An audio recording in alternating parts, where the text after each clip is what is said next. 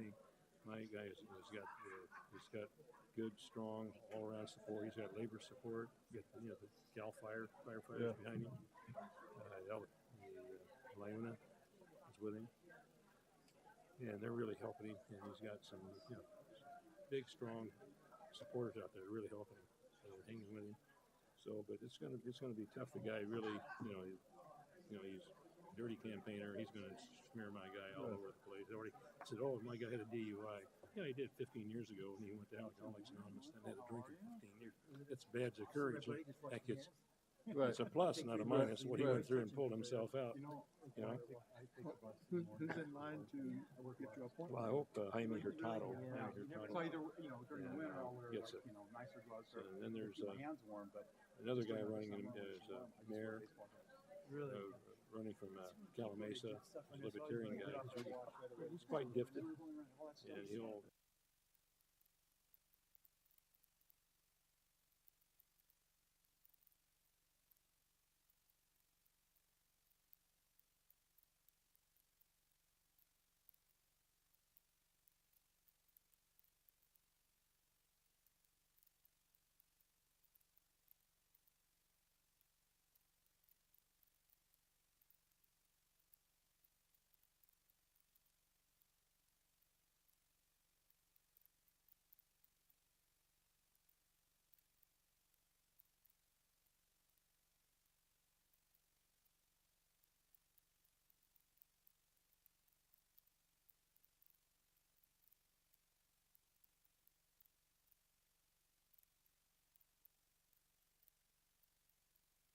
I'd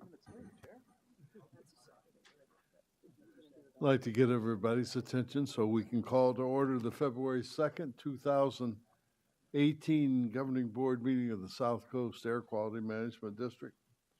We're going to ask Dr. Liu this morning to lead us in the Pledge of Allegiance. Thank you. Everyone please rise and put your hand over your heart. Ready? Begin. I pledge allegiance to the flag of the United States of America and to the republic for which it stands, one nation, under God, indivisible, with liberty and justice for all.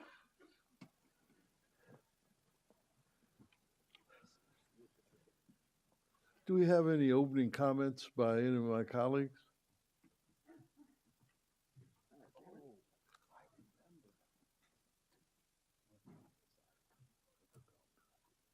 Go. I just want to mention that this month we went to the Martin Luther King luncheon that AQMD sponsors, and it was quite a wonderful event. It always is. And keynote speaker was Antonio Villagrosa, gave a very stimulating, exciting speech. And we honored Danny Bakewell, who is the editor-publisher of the Sentinel newspaper. And so we had a very nice luncheon, and AQMD sponsors that. So I encourage all of you to come next year when we do it again. We do it annually. Thank you. I almost forgot this one, Mr. Chairman, but I wanted to congratulate staff for something. In my neighborhood, on the other side of the freeway from where I live, there was a neighbor who contacted me and said, we have this really bad odor complaint down the street, and everyone's smelling it, and there's a real problem. And I said, well, you should call 1-800-CUT-SMOG and have your neighbors call too. And she said, oh, there's an inspector. You texted me and said there's an inspector coming out, and they're going to be reaching out. And did you call? Because I said, look, if they don't reply, let me know. And she asked me, did you call? Because if not, I'm severely impressed. And I said, I didn't call. And she was very, very happy with the response that she got from the inspector, from the district, and she could not believe that this public agency actually did respond to and help them out with their odor issue. It ended up being a hazmat issue. I think maybe someone was cooking meth or something, I don't know. But whatever it was, our inspector did the job, worked with the other agencies, worked well with the neighbors, and everything turned out really well. And I just want to say from a personal story there from my neighbor to thank you.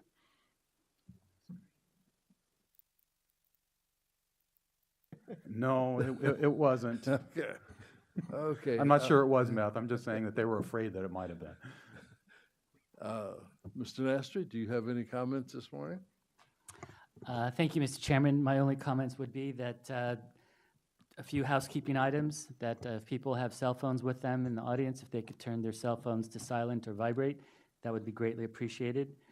In the event of an emergency where we have to evacuate the room, we would ask those present to evacuate to the rear and assemble outside.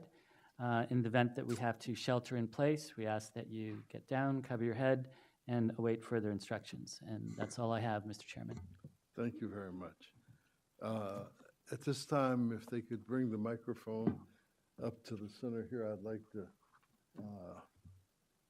I think maybe I should delay it, Marion, until Sean gets here, so we could, or let's do you, and then we'll do the retirement, and then if Sean comes in, we'll get him sworn in. I'd like to call Supervisor Ashley to the microphone. No problem. That way the guy in the back gets a clear shot.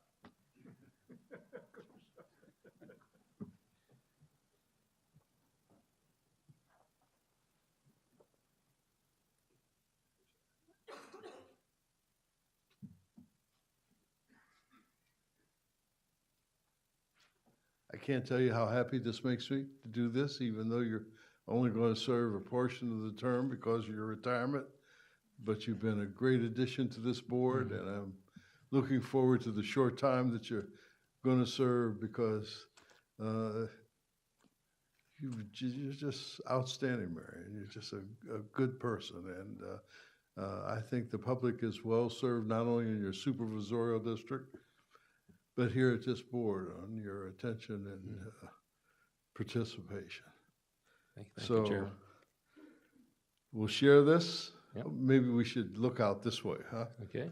So that Everybody I and your name, I, Marion Ashley, during such time as I hold the above office, during such times I hold the above office, do solemnly swear or affirm do solemnly swear or affirm that I will support that I will support and defend the Constitution of the United States and defend the Constitution of the United States and the Constitution of the State of California and the Constitution of the State of California against all enemies, foreign and domestic, against all enemies, foreign and domestic, and that I will bear true faith and allegiance that I will bear true faith and allegiance to the Constitution of the United States to the Constitution of the United States and the Constitution of the State of and California. the Constitution of the State of California. That I take this obligation freely That I take this obligation freely without any mental reservation or purpose of evasion, without any mental reservation or purpose of evasion, and that I will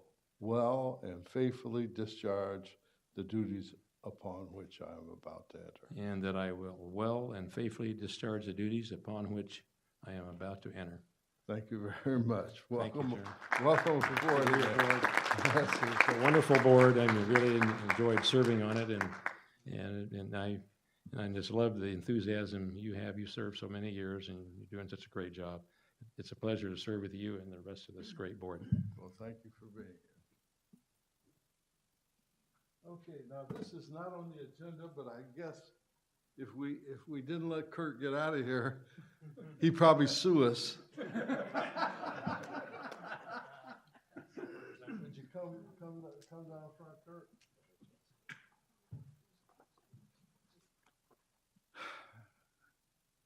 I do this retirement with mixed emotions.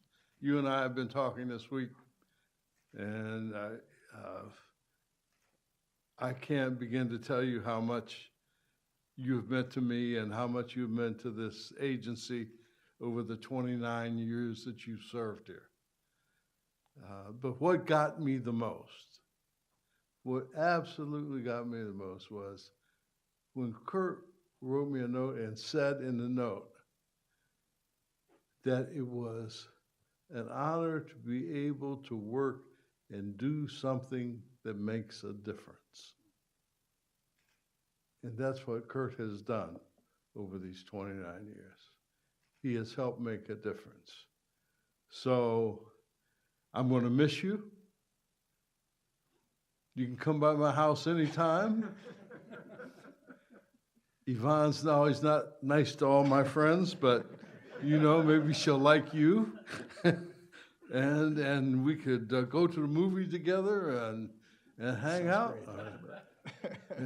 Because I just can't imagine coming in here and you not being here. So I'm going to lend you this. If you ever want to bring it back, you can come back, okay? All right. Okay. That's a deal. Thank Thank you for all the things you've done for all the people of the South Coast Air Quality Management District.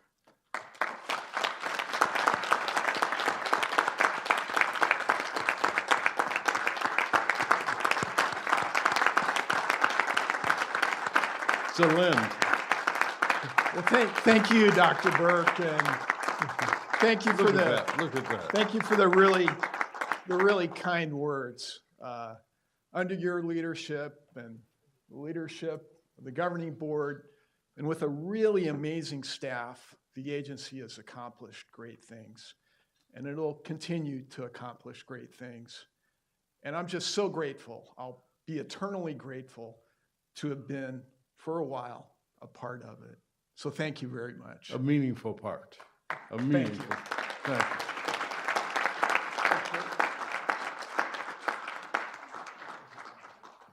Sean shows up. We'll have to swear him in. Do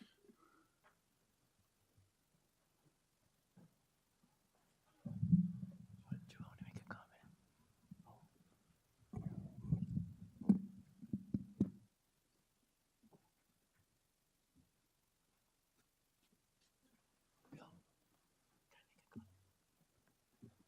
Mr. Caccioli?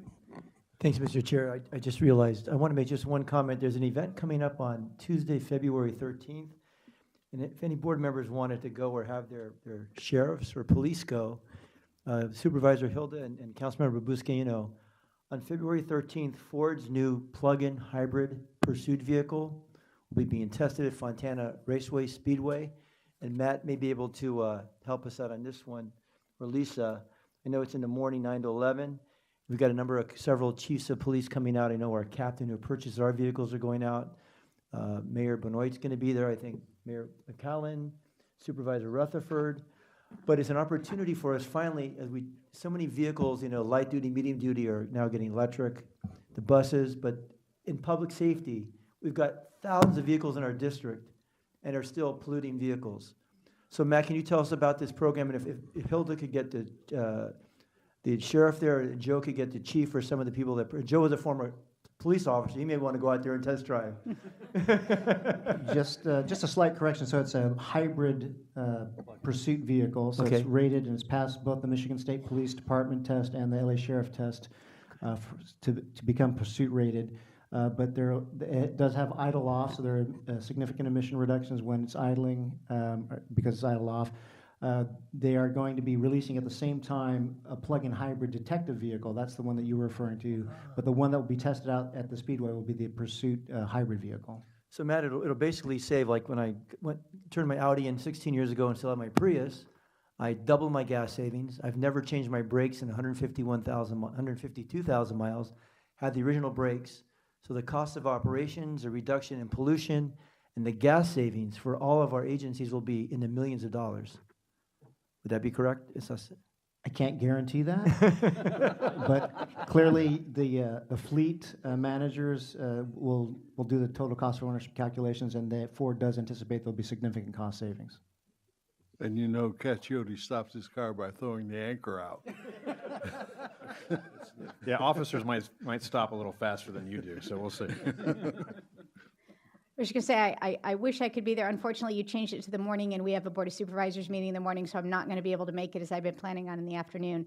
But if any of you need any tips on where to eat in and around the Speedway after the event, I'm happy to provide those to you, and welcome to Fontana. Okay, moving to the consent calendar, items 1 through 19. We have testimony on 2, so that is pulled. My colleagues, Dr. Liu? I think Mayor McCallum was ahead of me. Okay, Mr. Mayor McCallum. Thank you, Mr. Chair. Item number 12, I do not have a financial interest, but I'm required to identify for the record that I am a member of the Board of Directors of the Southern California Regional Rail Authority, which is involved in that item, and I'd like to pull 14 for a comment. Okay, gotcha. And thank you, Mr. Chair. I'm going to recuse myself from items involving contracts with those who have made charitable contributions to my employer, the Coalition for Clean Air, which include item number 3, I'm recusing myself from because the Port of Long Beach is a potential source of income, which is materially affected by this item. And item 12, I'm recusing myself from because the City of Long Beach is a potential source of income, which is materially affected by this item. And finally, item 13, I'm recusing myself from because IQ Air North America is a potential source of income and materially affected by this item. Mr. Chairman? Mike, I'm going to also disqualify myself for number 12. I belong to an organization that's receiving some benefit from this, so. Okay. I'll Mayor disqualify Benoit? myself. Yes, Item I 12 also, only. on item number 12, I don't have any financial interest, but I'm a member of RCTC. So just means you recuse or not recuse, but just mention that. Yeah, RCTC. Supervisor Solis? Yes, I'm sorry to spoil it here, but I do want to pull some items off consent. 8, 12, 13, and 28. for 12, comment. 13, and 28. Yes, thank you, sir. Did she also say 8? She said 8, yes, thank you. Got it. 12, 13, 14, 28. Okay. Mayor Pro Tem Mitchell? I do not have a financial interest, but I'm required to reveal that I'm a member of the Air Resources Board on item number 3. Mr. Nash? And item number 4, board member. I'm sorry? And item number 4. Yes. Item number 4? No, she just needs to. 3 and 4? No, she just needs to. Oh, recuse herself Not from 3 and recuse 4. herself, but We're announce the only Okay. have 12. membership. Okay. Okay, Mr. Nastri? Thank you, Mr. Chairman. I just need to note on item number 1, we have the errata for revision to the board minutes. This was in response to Dr. Liu's query about the use of reclaimed trading credits and how we would handle those. And this just clarifies that we would then come back to the board for clarification on the ultimate disposition of those. Okay. First item is 2. We have 3 speakers on 2. We have Rusty Thorpe, David Winningham.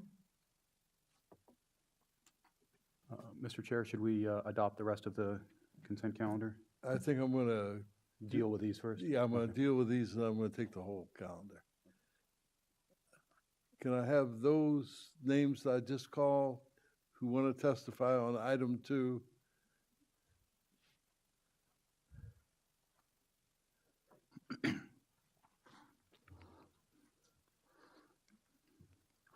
Thank you. My name is Rusty Tharp. I work for Goodman Manufacturing, a member of the Daikin Group, and we're here to support Rule 1111 as proposed by the district. We want to thank the district staff for their continued work, discussion, and interaction with stakeholders, and we thank the governing board members for the opportunity to provide comment. Goodman is one of 3 manufacturers with a compliant design, and we believe that the district staff has struck a reasonable balance between the market and technology realities, and that they have a plan to keep a major burden off of consumers. We support the proposal as written, and we offer the following context to our support. In the written comments that I have provided, there are some additional text that is italicized and underlined, and due to length, I will not be stating that information, but it's there for your perusal. Goodman supports the staff's proposal to extend the mitigation fee period because it fosters consumers' choice. As of today, there are roughly 1,000 products or more that the consumer can purchase. Also, as of today, there's only 8 models that have been certified to the district as compliant. So without an extension, the consumer choice is severely limited. The second reason we support the district's proposal is because the varying mitigation fee correctly applies a difference in mitigation fee due to the actual emissions of the product. Logically, under the proposal, smaller furnaces used in smaller homes, which have lower emissions, consequently have a smaller fee required of them, and we are thankful for that opportunity. Number three, Goodman supports the staging of the fee increase because it eases the burden of the rule, which would be placed on consumers and businesses. Staging of the fee gives all stakeholders a better opportunity to adjust business plans all the way from the manufacturer to the distributor to the contractor and yet to the consumer, while still providing a market advantage for compliant products. The fourth and final reason we support the rule is the consumer rebate adequately rewards both manufacturers and consumers who are first to adopt a compliant product. Staff's proposal to more heavily weight consumer rebates for the first 6,000 compliant products will help move the market more quickly towards compliant product than having mitigation fees alone. Goodman would also like to address some comments that have been made by other stakeholders during working group meetings. First, there's been argument that the rule is a little bit too complex. The reality is that on a day-to-day basis, manufacturers find ways to address potentially complex situations. Variable fees for weatherized furnaces, for sales from one location to another. Thank you for your testimony. Thank you. David Whittingham. Good morning. I'm Dave Whittingham with Lennox International, and I appreciate the opportunity to speak in regard to Rule 1111. Lennox is a U.S.-based company, has a long history of leadership in efficiency and innovation. The Lennox introduction of the first Rule 1111 compliant product is another example of this. Lennox plans to launch a range of compliant products that meet the South Coast market needs prior to the current compliance deadlines. Lennox strongly opposes the proposed Rule 1111 amendment. There are many considerations that must be balanced in consideration of the proposal, but the bottom line is that the current rule provides an economic advantage to non-compliant furnaces when particularly in the predominant volume non-condensing products. Lennox finds this unacceptable and does not support the market adoption of compliant products. The proposal is overly complex, will be difficult to administer. It also provides loopholes that compound this, including exceptions for contract and propane use. While Lennox understands that South Coast wants to ensure a competitive market for consumers, the proposal masks the true economics of implementing the rule and is a significant disincentive to bring compliant products early to the market. When the industry approached South Coast in 2016, recommending an extension to Rule 1111, Lennox recommended proceeding with the current rule as scheduled. During the June 2017 stationary source meeting, the need for an amendment rule was proposed with considerable discussion following. Both the board members and the South Coast staff strongly stated that any rule amendment should support compliant manufacturers with statements such as, whatever we do, I want to make sure those who are leading commercialization of compliant products benefit. We should err on the side of compliant manufacturers. Lennox has stepped out from our industry peers and drove our internal priorities to ensure compliant products would be available by the current compliance dates. Lennox has invested heavily to make this a reality. In October 2017, South Coast published a draft rule amendment. This was a straightforward proposal that allowed non-compliant manufacturers additional time but protected the interest of the manufacturers who were advancing compliant product. Lennox fully supported this approach. The current proposal has taken a significant step back from this, so Lennox returns to our original recommendation to maintain the current rule. If an extension of the mitigation period is considered, it must be balanced with economic measures that ensure viability of compliant products in the market. Middle ground positions will result in market failures. Lennox has invested significantly and has been rewarded with introducing a product that is non-competitive in the market, and this will not be resolved until South Coast adequately addresses this issue. Mr. Chair, can I ask the Thank speaker you. a question? My recollection was when you came to stationary source, you supported the proposed rule. Was there a change to the rule or just a change in position? No, we supported the rule as it was proposed in October and November. We did not support it in the January proposal. Okay, thanks for that clarification. Thank you. We should ask staff to explain the change.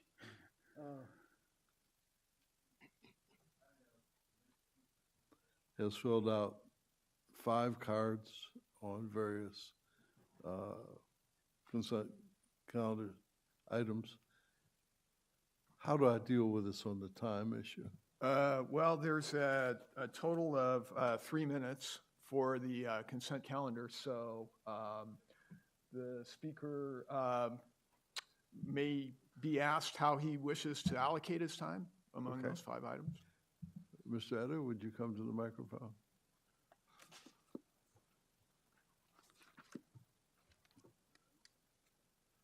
How would you like to allocate your time?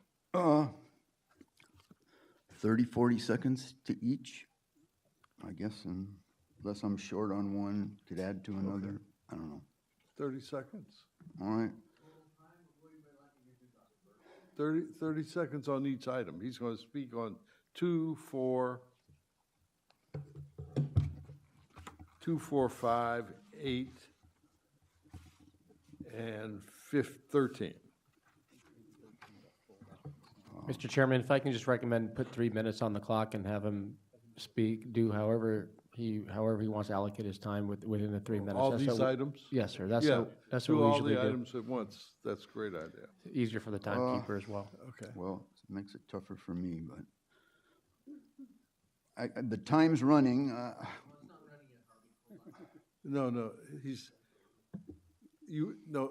yes, now you got it. Okay. Okay, there goes your 3, Harvey. Good morning. I'm Harvey Eder. I'm speaking for myself and for the Public Solar Power Coalition on items 2, 4, 8, 5, 13, also 28 and 30 in public comments. Anyway, there was solar brought up in 1111. Everything about solar should be incorporated in these proceedings. Solar must be listed as a technology or this doesn't go. It's cost effective, it works, it's been ignored. And you've got to look at complete toxics for natural gas, including PM. It's hard for me to subtract. On number 4, fuel cell partnership. Fuel cells are state law that a quarter or a third of it of hydrogen for fuel cells had to come from natural gas for 5 or 10 years. I brought this to you folks. Now I hear it's being done. It's deficient in the past. Solar for fuel cells is what should be done, not natural gas. And this should be a condition of joining this partnership and anything else that's in it. Number 5, indoor low-cost sensors. Radon is included and must be expanded for all radioactives that are potential from songs, which is in the district and out there, and kills people and lasts for tens, hundreds of thousands of years. So this must be done. On 8, air quality conference for seniors, there must be a study done on and looking at the body count like they used to give in Vietnam, the body count, right? Okay. From NOx, we get them from PM, 9 million per premature death. There's 4,000 for the district. That's very low. It's at least several times more than 4,000 deaths. There's a study that I brought to you from last summer about the New England Journal of Medicine looking at PM and whatnot for seniors. 12 million studied, 12 million deaths, 1 million deaths per year. This has to be brought to that conference and shared with seniors. And for the district, I don't know if that's 100,000 or how many deaths, but those numbers have to be used, and seniors have to know that the stuff's, what it does to them, like with children. 13, air infiltration systems for each LA. They should also be covering radon and radioactives, and study on PM and NOx from natural gas has got to be studied. And this should be done for East LA. It must be done for South LA, Watts, etc. I don't know why it's just done for East LA. And there are other things I'd like to talk about, but apparently that's been purged by. That concludes the testimony on item 2. Is there any further dialogue by the board members? Yeah, I think I would like to get some clarification from staff as to the opposition from Lennox, who developed the compliant product, and if there's, I mean, what the change was that got them from support to oppose, and if staff's going to be able to address that prior to our hearing. Thank you. I'd be happy to do so. Philip Fine, Deputy Executive Officer, Planning and Rules Division. So yes, there has been some changes to the rule since we came to the committees last year, largely based on comments received. The main changes have been when the new mitigation fee increase kicks in. We got comments that it wouldn't quite be fair to raise that mitigation fee in the middle of their compliance period. The manufacturers have to submit an annual plan that includes their sales and their anticipated sales and how much, and then mitigation fees associated with that, and it's an annual plan. We got several comments that if you did that midstream, it wouldn't quite be fair because they had done planning for that annual cycle. We also got comments that perhaps, and you heard from the other comment today, that perhaps larger units with larger emissions and higher costs should have higher mitigation fees, so we developed a graduated fee schedule. We also heard that in order to ease the transition that we might want to have a phased-in fee schedule. So we have in the current proposal, we are phasing in the increased mitigation fees. Instead of doing it all at the beginning of the cycle, the first 6 months would be less than the final 6 months. And those are the main changes to the rule.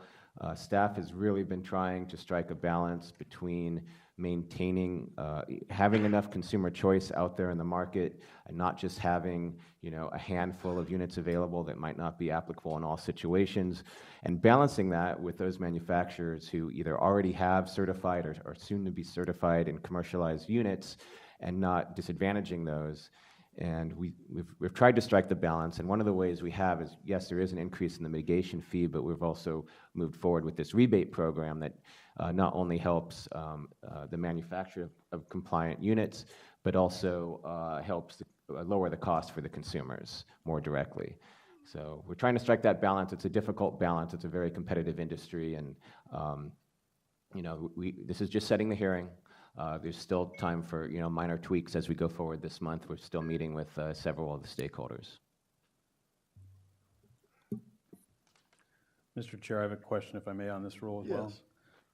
Has there been any progress? I know we've been getting letters and emails from Howard Industries regarding a potential option for them for any type of sell-through, because once we get to the end of, they're expecting to have compliance units basically coming in the door the same month that our rule takes effect, and they're worried they won't be able to meet the demand, and they will be stuck with hundreds of units in their warehouse that they can no longer sell. Is there any type of provision for that, or we've been talking to them? Yes, we're going to meet with them this week.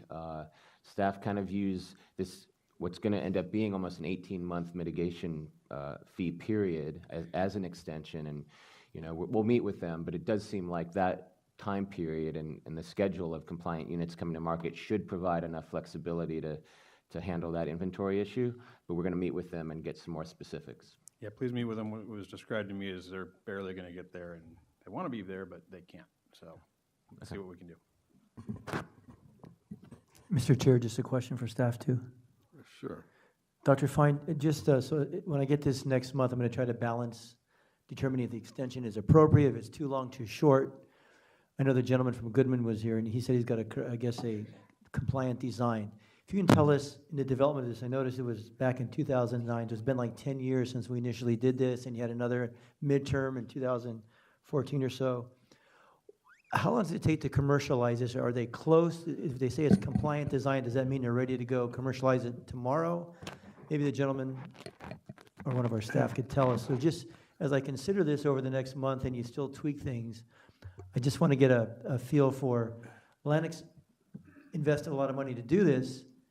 They have an argument, the other side has an argument, give us more time. So I want to make sure I make a proper decision. So if you give me a little background on the commercialization of these other manufacturers that are close. Mr. Chairman, this item is to set the hearing. There'll be an opportunity next month to air out all the issues relating to the rule. So I would recommend that the board not get involved in the details at this point. And I would just add, Mr. Chairman, that we're continuing to communicate and work with all of the parties so that when you do have this before you, we'll have been able to address all of the questions that you're asking and address those concerns. Thanks. Thank you very much. Would somebody like to move to? I'll move the item. Second. Yes. Oh, is that the whole calendar we're moving, or? No, that's two. Yeah, just item 2. Two. Right. Two. Item 4.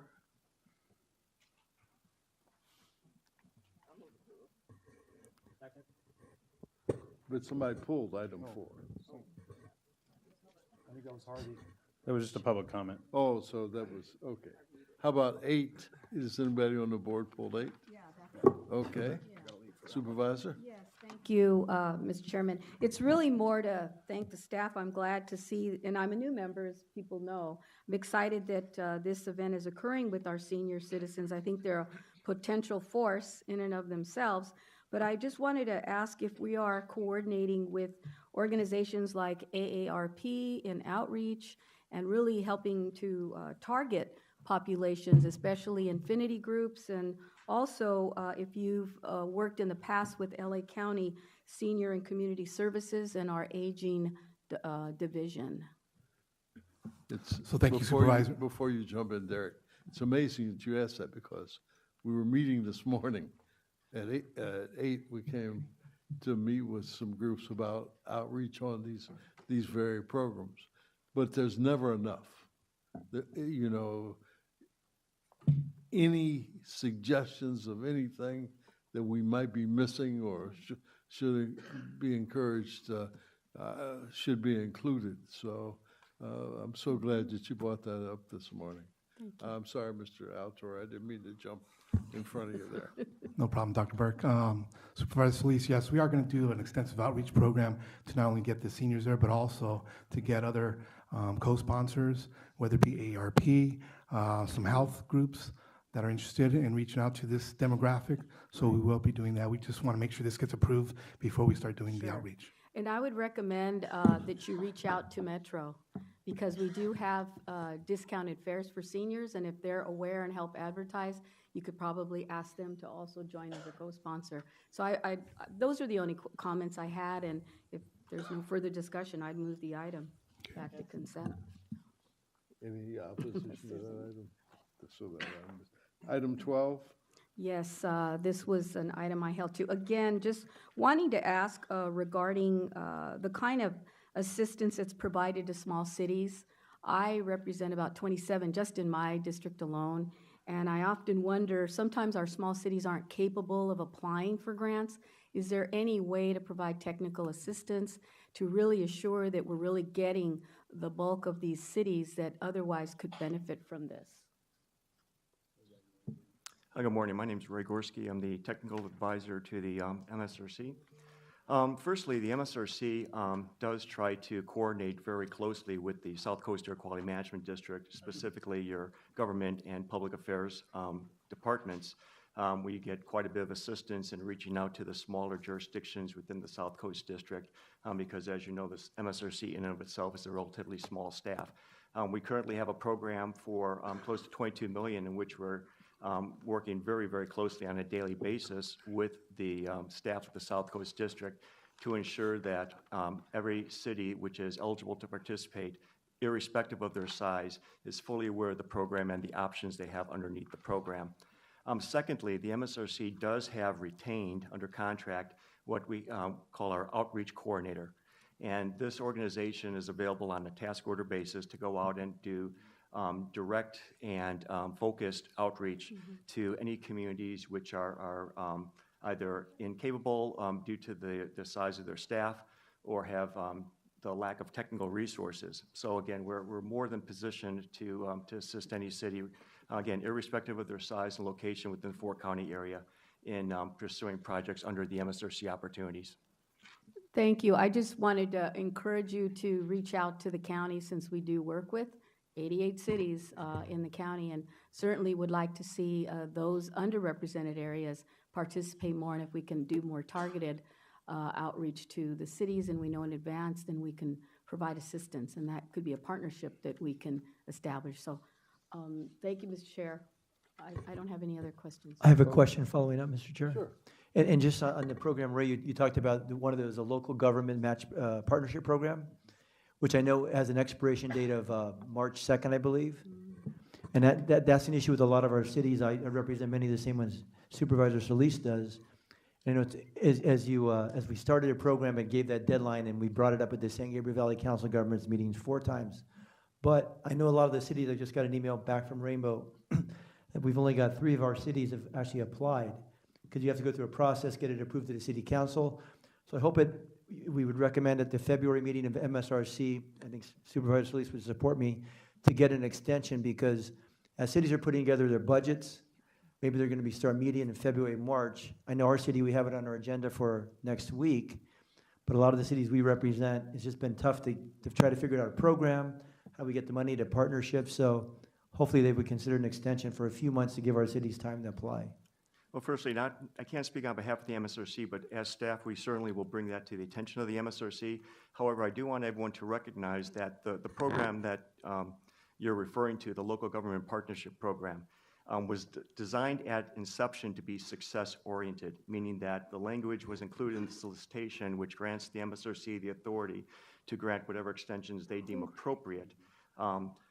Just so everyone's aware, this program is valued at approximately $22 million, and its intent was to be the first infusion of funding into the types of projects which further the goals of the South Coast District's 2016 AQMP, specifically looking at zero and near zero technologies.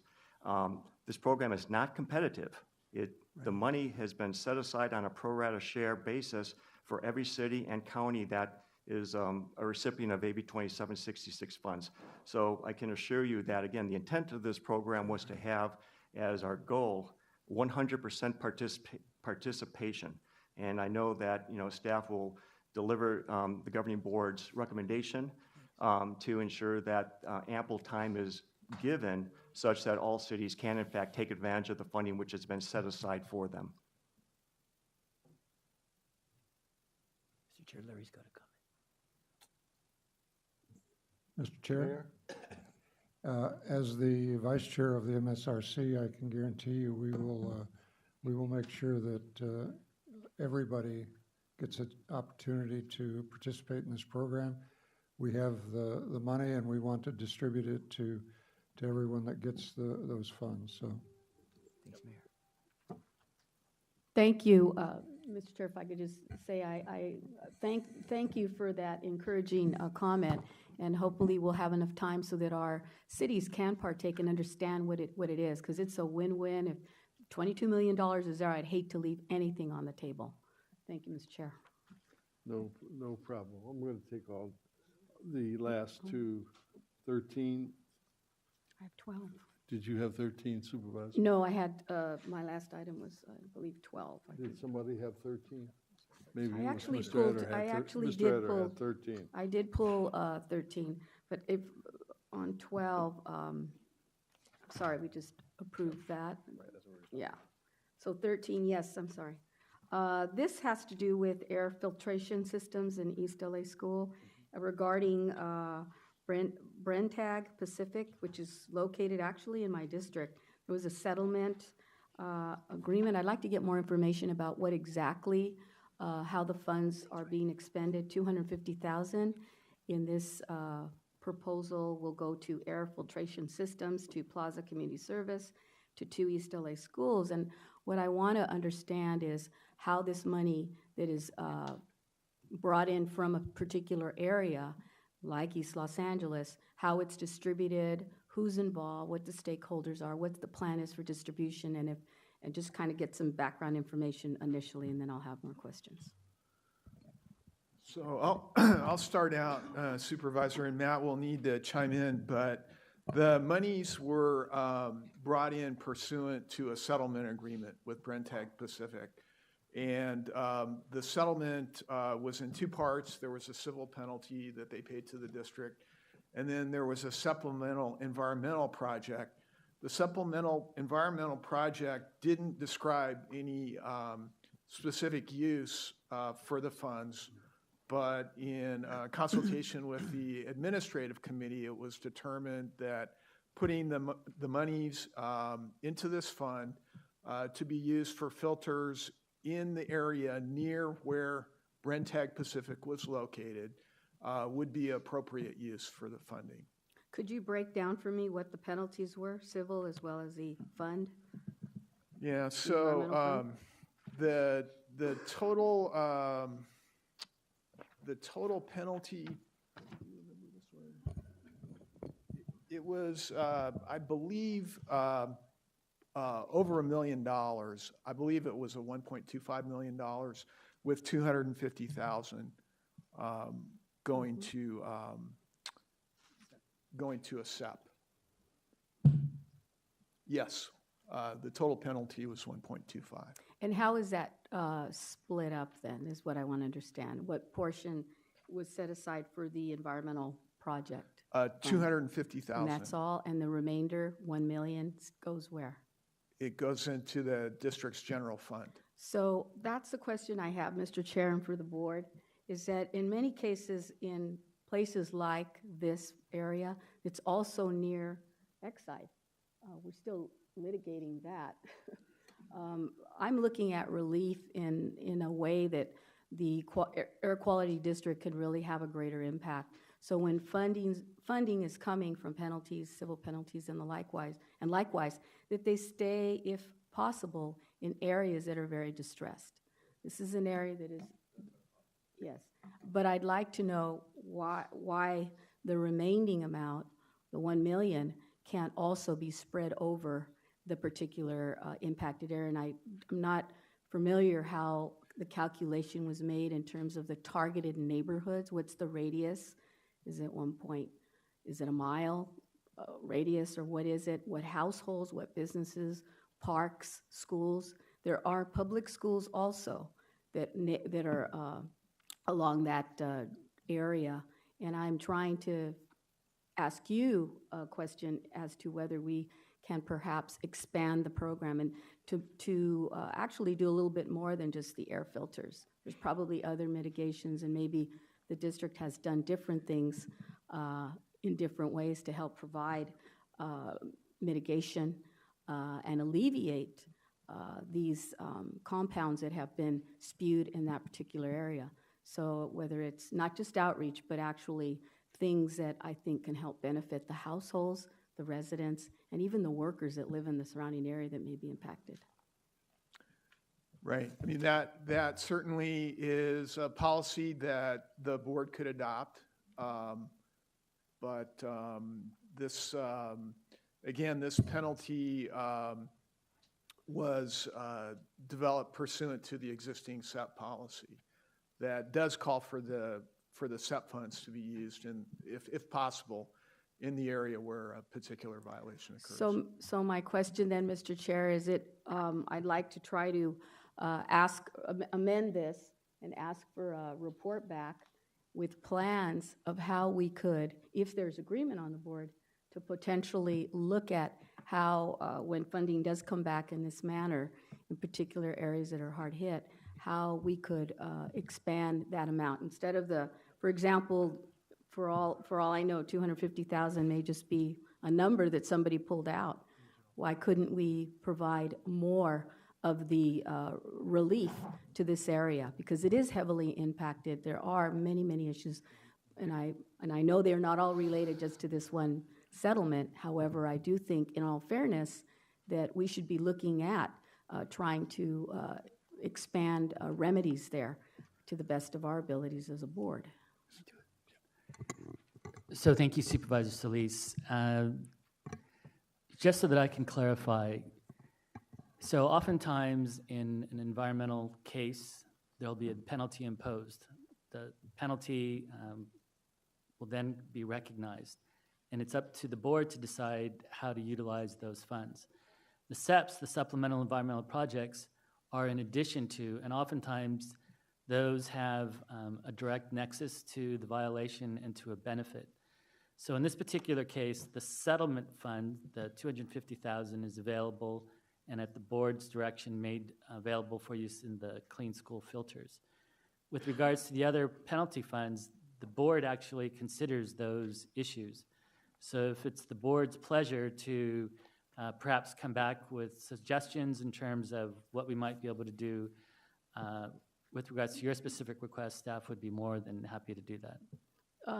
Mr. Chairman, then I would like to add that as an amendment and ask that staff come back. I don't know what the time frame would be. Supervisor, we can certainly do that. The noticing for this particular item, I don't think is broad enough to encompass that particular approach, but again, we could come back with the report with the recommendation. and with I would say within maybe 60 days or less, 45. I mean, I don't know how nimble you all are. You know, the staff is going full speed on a lot of different issues right now, but again, if it's the board's direction to do so, we'll do what the board pleases. I'm unclear on the question. Can you state Yes. specifically? What I'd like to see is a report back in terms of when we see a settlement like this coming from an area that we know is suffering many different disparities, and that settlement then is placed before us. How do we determine the amount that goes into the environmental project fund and the civil penalties? And if we know, in fact, that areas, for example, have other mitigations, and one that our current district is involved in right now, Excide's right, is very close to this. In fact, that's kind of another layer. My reasoning is that why couldn't we then extend the pool of money to help provide remediation relief to the residents? Right. So Supervisor, what I understand you wanting is discussion of a policy regarding the use of penalty funds in highly impacted communities. Yes. And again, I don't think that's something the board could vote on today, but Can come back certainly come back in 60 days. No, I think he's saying that this isn't a request that we can entertain presently. Right, but I'm suggesting, I want to know realistically what staff. Yeah, so Supervisor, I think the approach, Mr. Chairman, if this is correct, the approach would be for the staff to come back to a board committee. I think the administrative committee would be the appropriate venue. Yeah, why don't you try and, when do you think you could get a report back to us, Wayne? Because I understand what she's saying, and what she's saying has merit. But I also understand what you're doing. So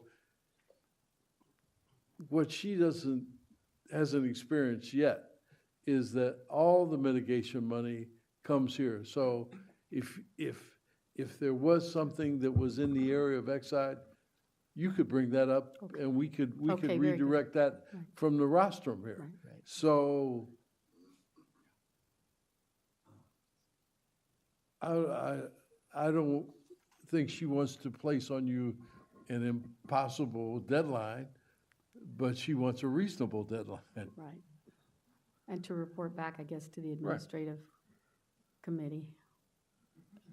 How about if you give me a range of 60 to 90 days to report back to the administrative committee? That's fine. Yeah. That's fine. Okay. Great. Okay. Okay. Thank you. Thank you for your patience. And that's the only question I had on that item, so I'd move it back on consent. For a second. Okay. Are there any other items? Is there anybody else who was Supervisor Rutherford? I have just a comment on that item. Is whenever we talk about air filtration systems, I feel a need to remind y'all that we're still looking for funding for the San Bernardino BNSF yard, the homes that surround those. We've got the filtrations in schools. Kids spend 6 hours a day there, and then they go home to unfiltered homes. How are we doing on that? Supervisor, so we're continuing to work with the California Air Resources Board to identify additional SEP funds that could be used for the households around the rail yards. All right, thank you. Keep at it. All right. Move the item back to consent.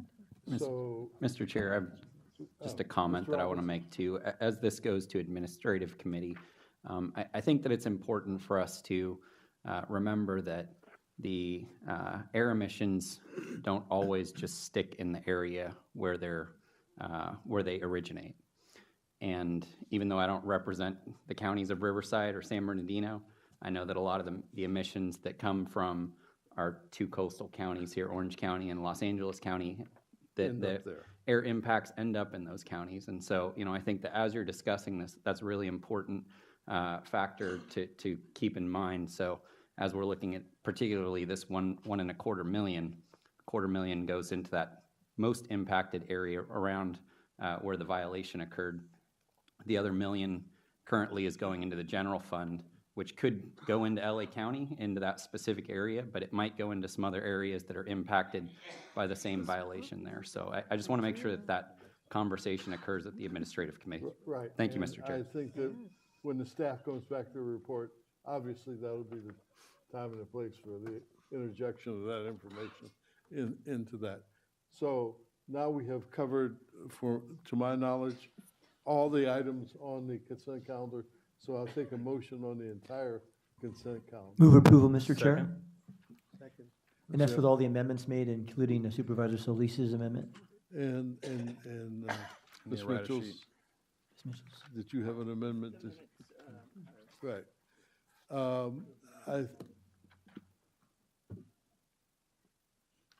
Is there any opposition to the approval of the consent calendar?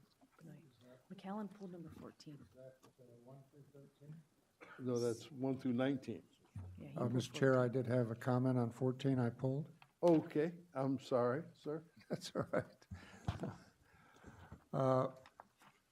I noticed in this item, which talks about outreach to community groups and to cities, elected officials, and so on, that 34 cities are in LA County, 6 are in Orange County, 2 cities are in Riverside County, and 1 is in San Bernardino County. And How'd that get in there? all of the COG interfaces are in LA County. Right. So either we're doing a good job in the Inland Empire, or, as was just pointed out, one of the most impacted areas for air pollution in this area, the Inland Empire, is being ignored. I hope that's not the case. Let's ask them and find out.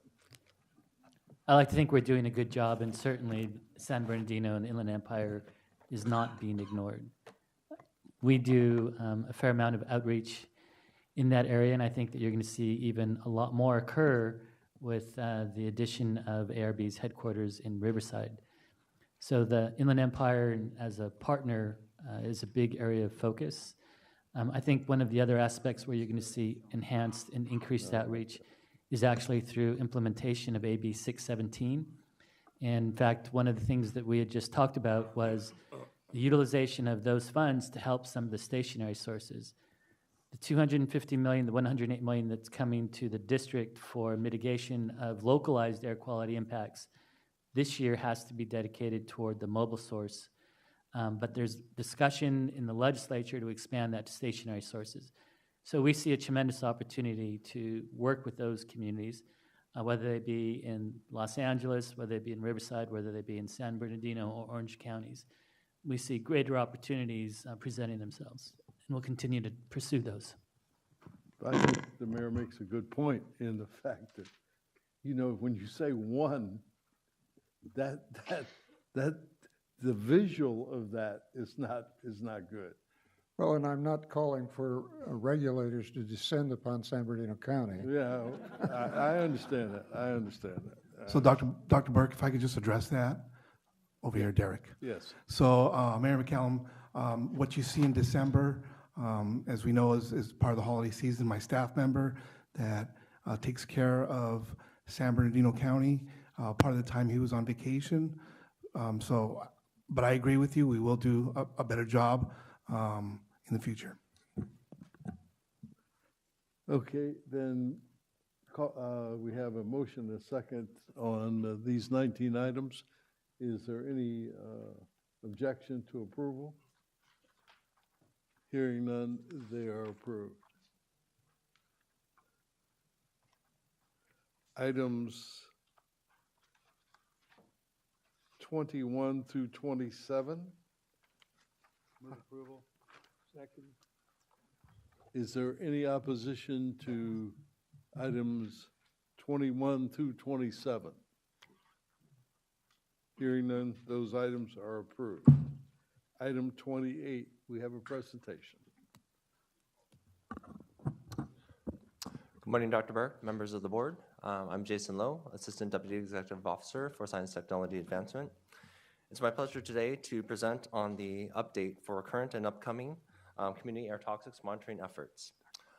As many of you already know, AQMD has been pushing the envelope on many of its air monitoring programs, whether it be the testing and deployment of low-cost sensors through the AQ-SPEC program, deploying advanced monitoring techniques such as optical remote sensing, or using innovative approaches on some of its normal air toxics methods, which led to some investigations in Paramount.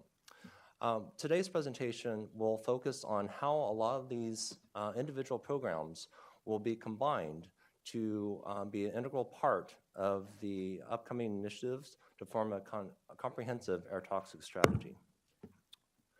So kind of give a framework for the upcoming, it's good to kind of understand what has been done in the past with regards to air toxics monitoring.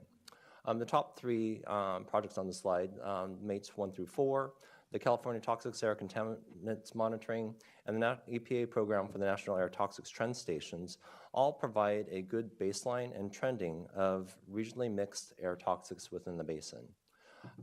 This supplemented with air monitoring from some of the more recent rules, Rule 1156 for cement plants and 1420.2 with regards to metals, provide a foundation for kind of localized and industry-specific monitoring. In addition, responding to either community concerns or issues that we become aware of through our compliance program, special monitoring and community air toxics is deployed. A lot of these recent projects include battery recycling facilities, cement facilities, the oil and gas industry, and metalworking facilities. And lastly, as mentioned through the AQ-SPEC program, sensor evaluations are being conducted through a whole host of sensors which range from criteria pollutants and ranging to VOCs, which can be connected to air toxics. To give some of the framework for the current and upcoming projects that we will undertake from the air toxic monitoring perspective, we received some grants, especially related to the AQ-SPEC program, where a lot of the sensors are being tested, deployed, encouraging community engagement through the EPA STAR program, validating satellite models through the NASA ROSE program, and doing advanced monitoring through the EPA Community Scales grants. We also have district initiatives. Largely right now we're conducting MATES 5, which is doing an updated regional assessment to update some of the air toxics values that were from 5 years ago under MATES 4, but also we're doing kind of localized projects centering around refineries. Also, we have the Torrance Supplemental Environmental Project, where funds for that program are being incorporated back into the local community, focusing on a air monitoring program as well as a communication alert system for the community. We have the upcoming requirements as part of Rule 1180, which also be consistent with some of the provisions in AB 1674 from the state to do refinery monitoring, perimeter monitoring, and also community monitoring. And then lastly, rolling up into the more comprehensive recent state bill, AB 617, which is looking at reducing criteria pollutant as well as air toxics in the various communities. So a lot of these initiatives are rolling together, And the technologies that we've been able to show in the field are ready to kind of meet some of these challenges and some of the experiences that we've learned through the process. So in distinguishing some of the monitoring efforts, because there's a lot of these different monitoring efforts, and we want to make sure that they're complementary and they're not redundant. As you can see with some of the projects in the top category, if you're looking at the red row of pollutants, a lot of the same pollutants are being measured, whether you're looking at criteria pollutants, whether you're looking at some of the toxic air pollutants. Where some of them are distinguished, for example, for low-cost sensors, a lot of the sensors for air toxics are not fully developed, ones that we would not be confident in saying that this is measuring a particular air toxic. But there is a lot of work in the field, there's a lot of interest in the field, so a lot of innovation can be done to progress the state of the sensor technology there. What's important as far as the sensors is that we've gained a huge understanding on how to deploy and implement the networking. So when those sensors become available, we will be ready to deploy them and use them as part of this comprehensive strategy. We also have some distinguishments with the Torrance SEP as well as Rule 1180 since they're focused on refineries. So the pollutants there, of course, are related to more of the gaseous pollutants related to refineries. And the more comprehensive programs tend to be the district initiatives as well as the comprehensive AB 617. Looking at the approaches, it kind of mirrors, of course, what types of pollutants are being measured.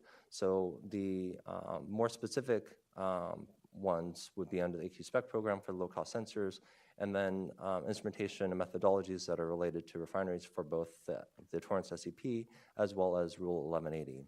And comprehensive strategies, which can include standardized instrumentation, advanced instrumentation, can be in the more comprehensive programs under the district air toxics initiatives as well as AB 617. The timelines also vary between the programs, where the more short-term deployments typically are going to be with the AQ-SPEC program, the district initiative to resolve an issue and then let other mechanisms from the district take over to reduce potential air toxics emissions. The more permanent ones are going to be under the new assembly bills, which would be, and also Rule 1180, to develop permanent monitoring around the refineries, and then AB 617 has a longer-term horizon for doing the community assessments. So just to get a look at the timeline of how these programs are going to be initiated, we already have some ongoing measurements with our FlexSense, which is the optical remote sensing.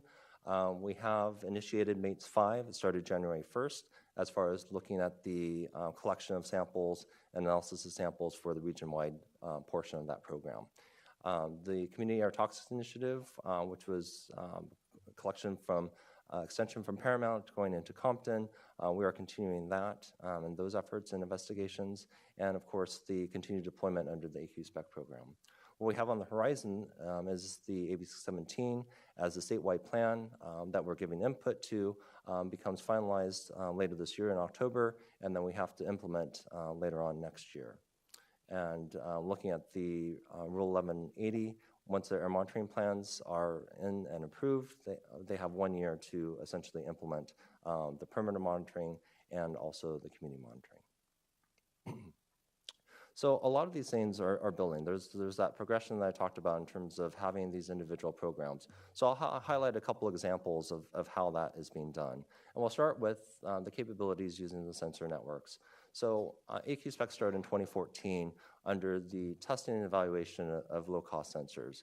And it has evolved because of the interest and of the great team effort that team has produced to going out and deploying, understanding how to integrate them into networks, and now understanding how to incorporate kind of the big data analytics and visualization that goes along with it. These components lead into the MATES 5, the special projects portion of it, where these low-cost sensors will be part of some of the deployments to look at refineries along with some of the advanced and traditional techniques.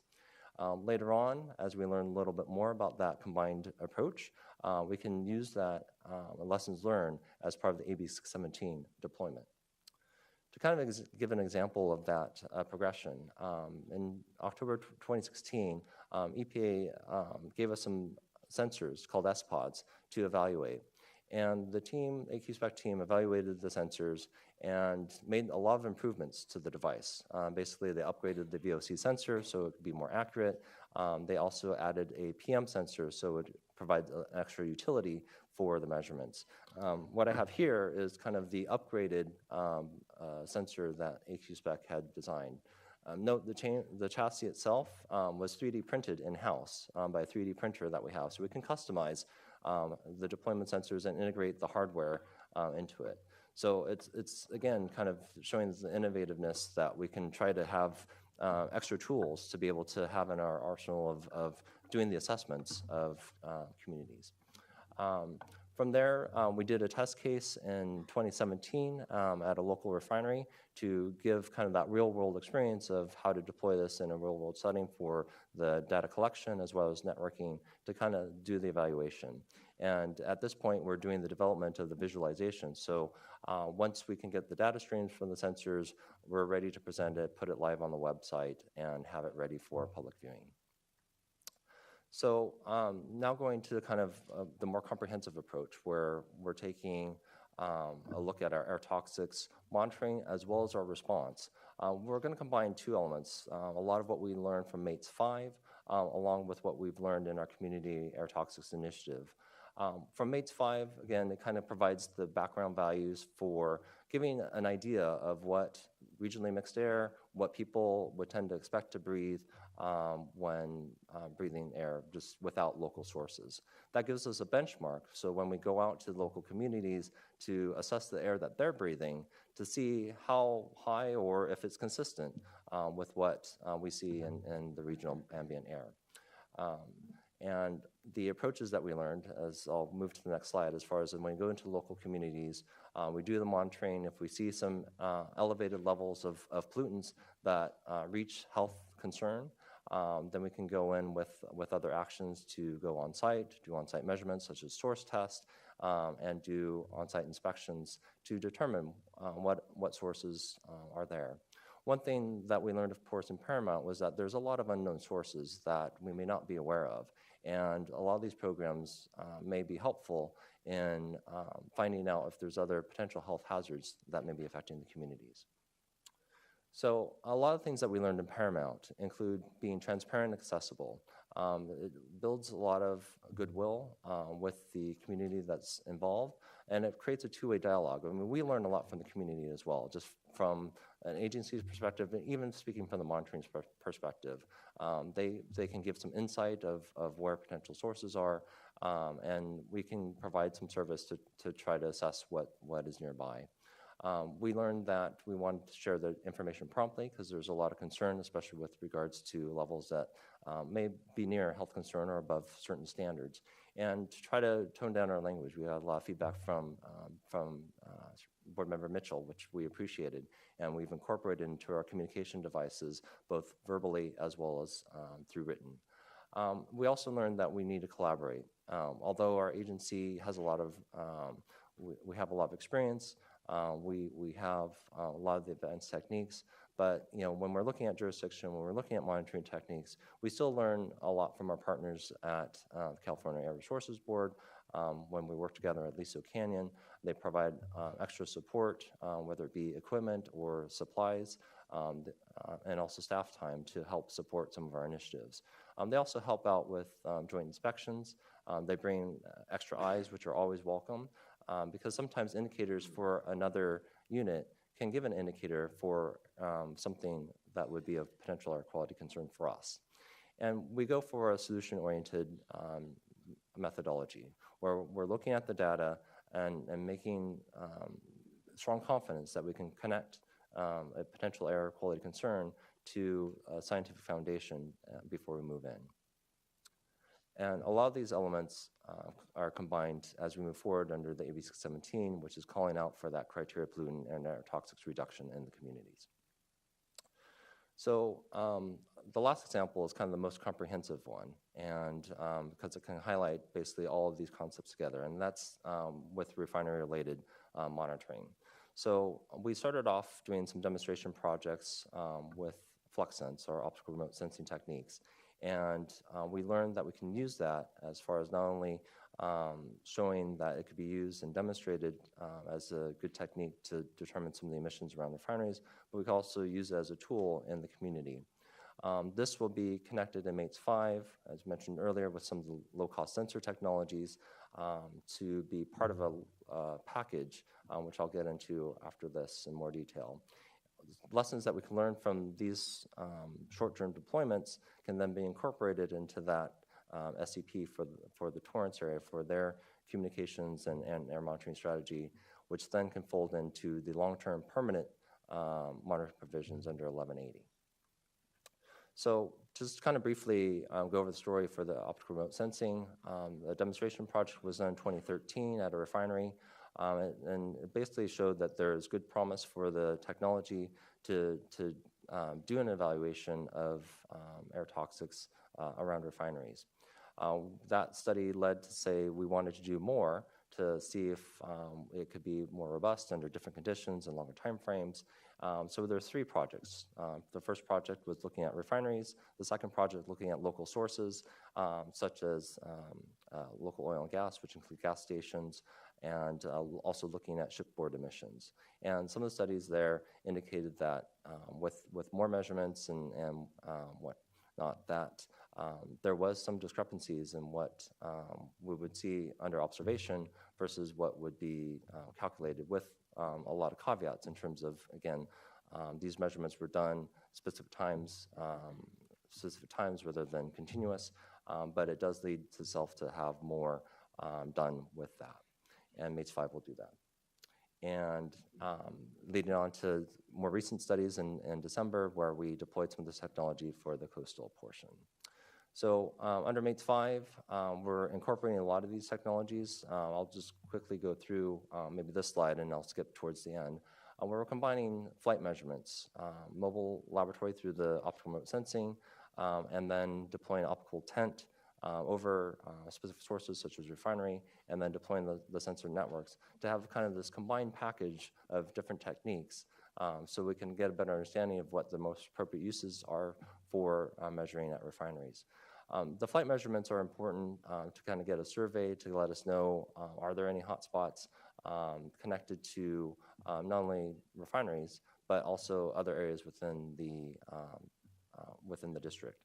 And for that, it can help us narrow in on where to focus our efforts and can give us a good idea of where to start. Then to follow up again with optical remote sensing techniques on the ground to kind of confirm maybe some more localized areas. And just from the continuous point of view, deploying the optical tent, which can provide this 24-hour-a-day continuous coverage of what be emitted, specific for some of the gaseous air toxics. Lastly, as mentioned, some of the sensor deployments, we're looking at a couple communities for PM and one community or several communities for VOC sensor deployments. And then this just kind of gives you a visual of how all the techniques can be combined.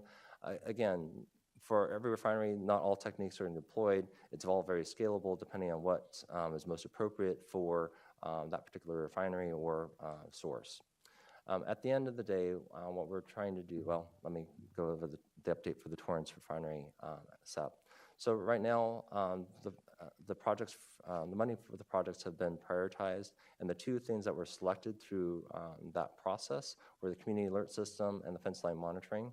The contract has been executed for the city of Torrance for the community alert system, which includes audible, as well as if there are levels that are concerned, there's a communication pathway to local residents.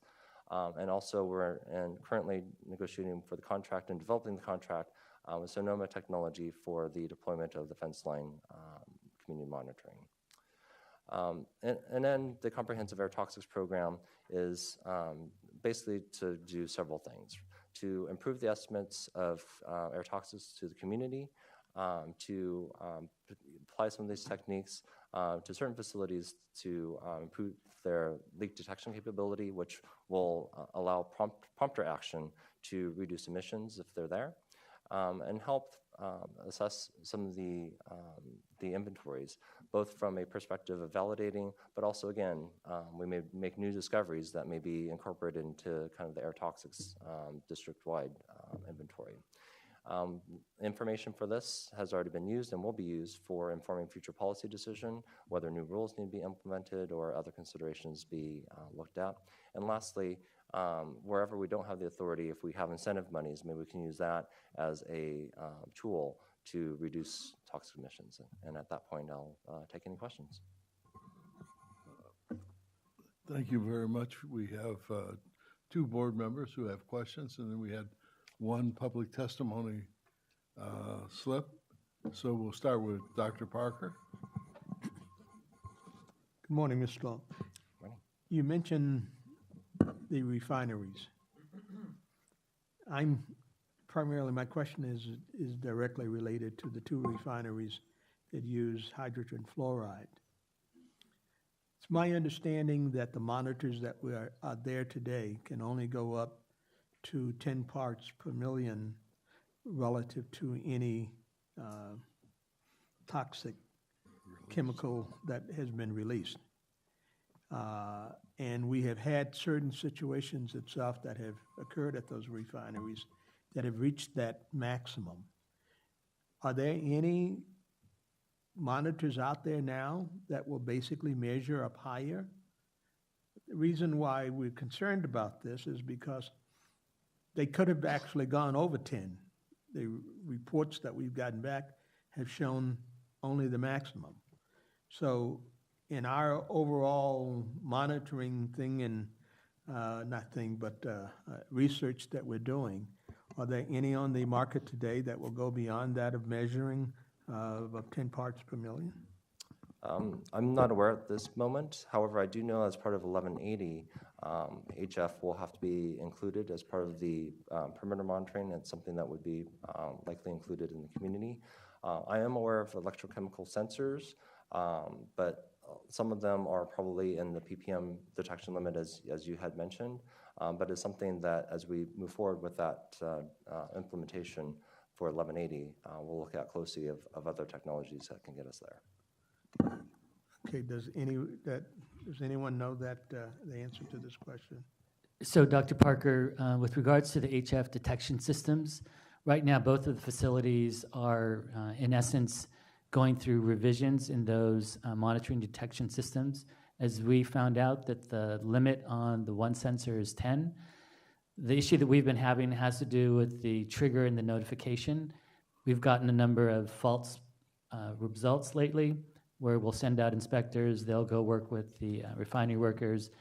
And so the process of identifying the limitations is how we were able to go through.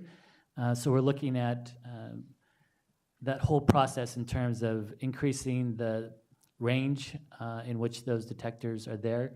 But it's the minimal range that we're obviously most interested in, the low range, so that we get the immediate awareness and notification. But we will get higher detection and sensitivity, as Dr. Lowe was saying, through the refinery and fence line. It's been my information that I've received, the higher those numbers are, the more airborne possibility that this chemical can have. If that basically then occurs, we get really a very high emissions, that can be a very dangerous situation that may be occurring that we may not even know about. And that's the reason why I'm saying that since we're dealing with this such volatile kind of chemical, we need to have sensors immediately that is going to tell us whether or not we're basically exceeding those limits. And having a chemical that will boil at 67 degrees, I mean, you know, today it's going to be 80. Right. If it gets out in the air, then we have some very serious kind of concerns. So I think that we should make a priority relative to seeing if it's available. Obviously, we're not in the business of making sensors, but to make sure that there are any sensors out there that we can basically begin to deploy. We have all of these people talking about what happens if. And if we're spending money about alerts and all of these other kinds of things and can't tell them when something is really, really very dangerous, I think that we need to make sure that if it's available, we have it. If don't, you know, we should direct some of our funds in those areas. We're on it. It's inconceivable to me that we don't have an upper limit. I don't know how you prepare for an emergency if you don't know how big the loaf is. could be one slice or 100 slices, you know? It's a real conundrum here. Supervisor Solis? Yes, thank you, Mr. Chairman. Thank you for the presentation. I know the subject is looking at refineries and petroleum sources, but I understand also that we will, as we expand, we'll be looking at other toxic emitters. And I wonder if we will look at, for example, waste facilities, facilities that also that we could potentially monitor in the future. For example, because there may be nuisance abatement orders. I know the county is engaged in much of that in some areas, and certainly with landfills, very important and critical, especially because of odors. And I know that in one situation in my district that we haven't been able to really get, I think, a good sense of where these odors and what effects or cause and effect they may have. So I agree the science may be there, maybe not, but would encourage us to look at landfills more closely, and also any other operators of scrap metal that tend to find themselves in urban areas and suburban areas, and also other recycling types of facilities that are now popping up in our neighborhoods and communities. So I just throw that out as a matter of when we look to expand, that we take a close look at where they're sited, where they are near neighborhood schools, a constant item that I think many of us have been concerned with over the years, but especially looking at the kinds of monitors, not just because it's based on someone calling, they made a complaint, someone went out, they found that nothing was really there, but over time, if something is placed there, I'm certain there would be some detection. I don't know all of the scientific background on something like that has to take place, but would urge us to start looking at those sites as well.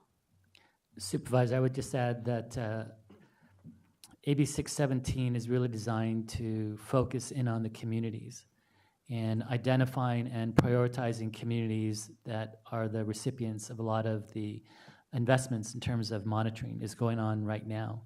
And so those issues that you've identified are all factors that will be considered as we go through the process. And as you allude, odors are a tremendous challenge. We worked very diligently with response to the complaints that we receive, whether it be Sunshine Canyon, whether it be other landfills, where we have the ability to take action, we take action very quickly. But all those issues that you raised, whether they be wastewater treatment plants, landfills, recycling facilities, all of those are factors that are considered into the community monitoring, and we'll move forward aggressively on that. Thank you. We do have a particular facility in City Terrace operated by Republic, and I would encourage the staff to do as much as they can. Thank you. Thank you. Mayor Mitchell. Thank you, Dr. Burke. Good morning, Dr. Lowe. Thank you for your presentation.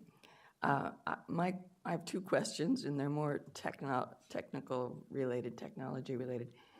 On the AQ SPEC program, and these are the low-cost sensors, what criteria, pollutants, and toxics can we measure now with those sensors that are fairly accurate measurements? I know you mentioned VOC, PM.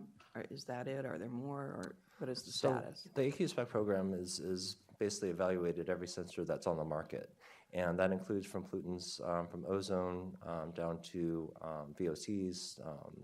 We're about to embark on doing black carbon, but what we can say is that some of the more reliable monitors tend to be low-cost sensors tend to be ozone and PM. Ozone and PM. Yeah. So we can't separate out NOx from that. There are NOx sensors that are available, and we are deploying them as part of some of these studies, such as MATES 5. They're not as accurate or consistent as the ozone and PM sensors, but they can give us at least good idea of if it's elevated or not. Just if you're looking at an actual concentration, they may be off. So it depends on what the purpose is for. And then I know we're working on this, so what is, say, the outside goal? What other pollutants do you think we can eventually measure with these? So I think a lot of it's going to be spurred on what market demand is. I think because there is that gap right now in VOC reliability and measurement capability, I think there's going to be a large incentive for that. As part of the statewide plan, we're trying to think of ways of how to maybe spur that development of VOC sensors, so that way we would have something that could be comparable. I mean, right now, the most popular sensor tends to be PM because it's something that is health-related. It's something that is also performed very well under the AQ spec testing. So I think it's the pollutants that have kind of a direct effect, and they can kind of sense that they're most interested in. So we're hoping that the VOC sensor technology development will increase and become more reliable. The other question I have is, you've talked about flux sense and optical remote sensing. Could you just describe what that is and how it works? I don't understand how that works. Sure. So essentially, the FluxSense in particular has a mobile van, and it has essentially a detection system where it's looking at a column path. So essentially, it's monitoring as it's driving by around the perimeter. It's looking upward. So it's evaluating the entire levels of pollutants that are from the ground all the way up into the air. It has combined on an onboard wind system. So as it's driving around the perimeter, it basically can get snippets of concentration of pollutants around the perimeter. And combined with the wind information, it could give us an idea of what levels are at a particular location. In fact, the project was used to discover where some potential leaking tanks were as it's going through. Oh yes, it's up there. So is it used on a mobile mount? Is that what I'm hearing you say? Yes, it is the mobile mounted vehicle. So right there. So the picture of the van's right in the center there. And then as far as the capability, if you look at the map on the bottom, you can see that there's an overlay of a refinery, and the kind of blue and red I guess bars over there and graph is the levels of pollutants that were observed as the van was moving over. And there also is the wind direction. So we can see that the van with the instrument was moving in the downwind direction of where the refinery was, and you can see kind of pinpoint the location of where there's a potential large emission from that refinery. And what kinds of pollutants does that device measure? So it's looking at VOCs. It's also looking at some of the other types of alkanes.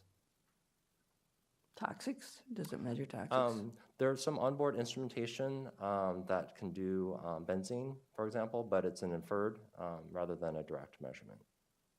Were we using this kind of sensor over in the area in Huntington Beach and Seal Beach where there were odors we were trying to detect the source of those? Were we using this sensor there? Yes.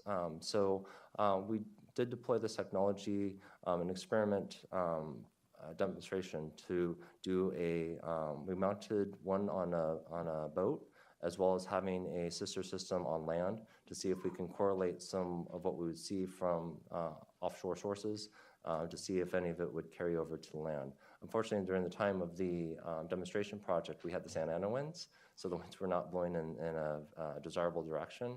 But as far as what we've demonstrated with that project, as well as the third project in 2015, it does have some use in that capacity. Okay, thank you very much. Thank you, Chairman. Dr. Lowe? Thank you, Mr. Chairman. And I'd like to thank staff for that presentation. This is a really important and big program that we've developed here. And you might remember a couple years ago, I asked you what you want to get done before you left this board, and you said, I would love to see a really extensive monitoring system. And I think we're on our way. This is a lot of work, and a lot is developed, and it's moving quickly. We've got the AQ spec program. We had the conference. There was 350 people here for a 2-day conference. AB 617 that got passed last fall and signed by the governor is going to require a lot of additional monitoring in our communities. We obviously have the HF issue that we're dealing with, and refinery monitoring rules, so this program's growing and growing and growing. And some of the things that we've already found when we started looking around, like the effectiveness of our PERC rule on dry cleaners, that PERC in the ambient air through MATE studies, that we've seen that it's almost disappeared. It's reduced tremendously. And we were surprised to find hexavalent chromium coming from cement kilns, and we dealt with that. We were surprised to find arsenic in the gas phase from Exide, and that was pretty shocking, a finding showing impacts all the way down to Palos Verdes from Exide. We were based off a community member complaint that they were feeling like they were breathing in metal.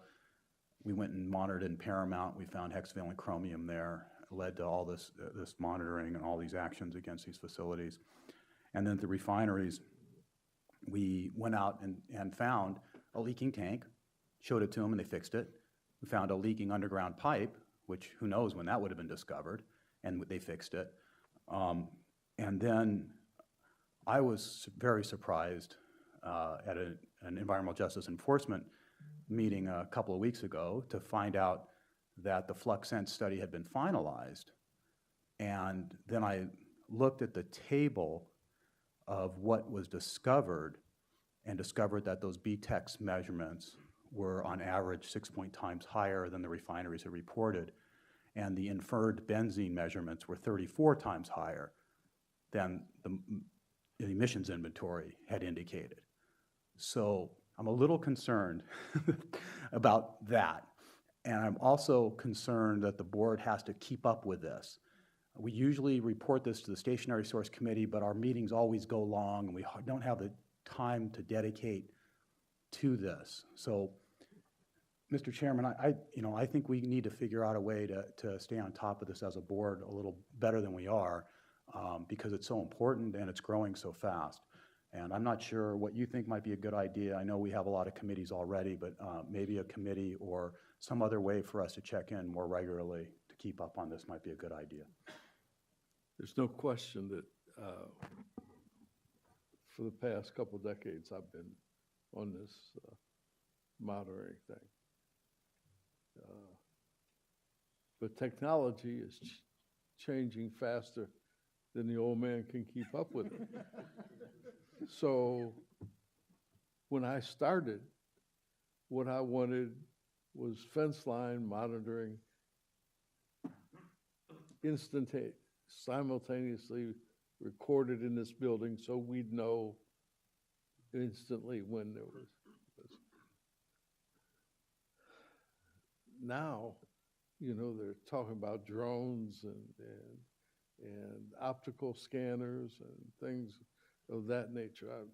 What really scared me the other day, I went to a conference and they're working on a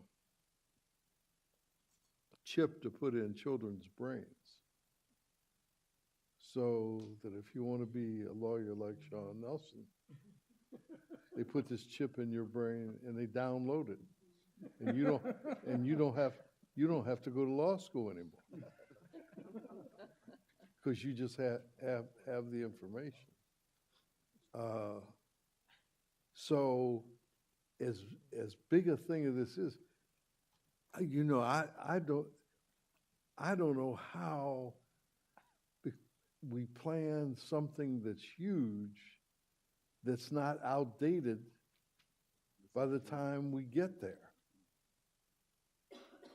So somebody that's got to be much smarter than me has got to figure that out and tell us how to do that, because we obviously need the monitoring.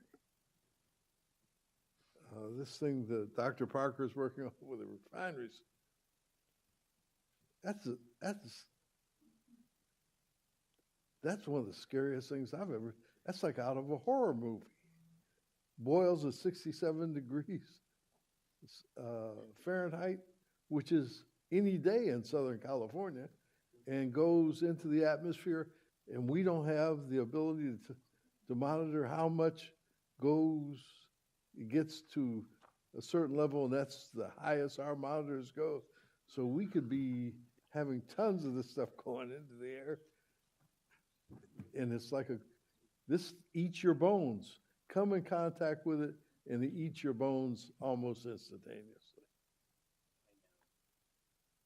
So we have a whole lot of problems in monitoring that and this thing, you got to get some priority. HF. MF is in my neighborhood. No, HF, or they talk about the kids eating lead paint, man. HF, kid can eat a barrel of lead and would die slower than he'd die from 5 seconds with MF. HF.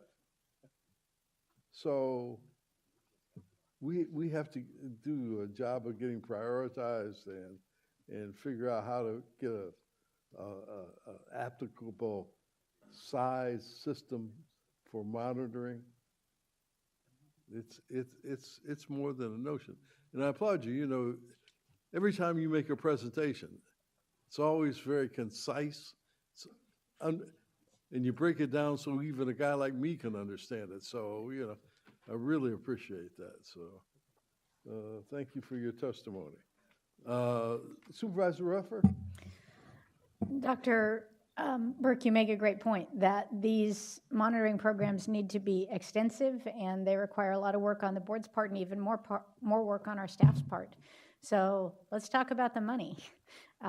You're looking at what I think it references 35 new positions that we get some funding for this year.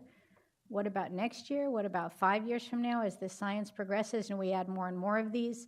What's the funding looking like? And the second part of my question is, do we have criteria in place for selecting communities where we'll focus this monitoring? We've talked about refineries here.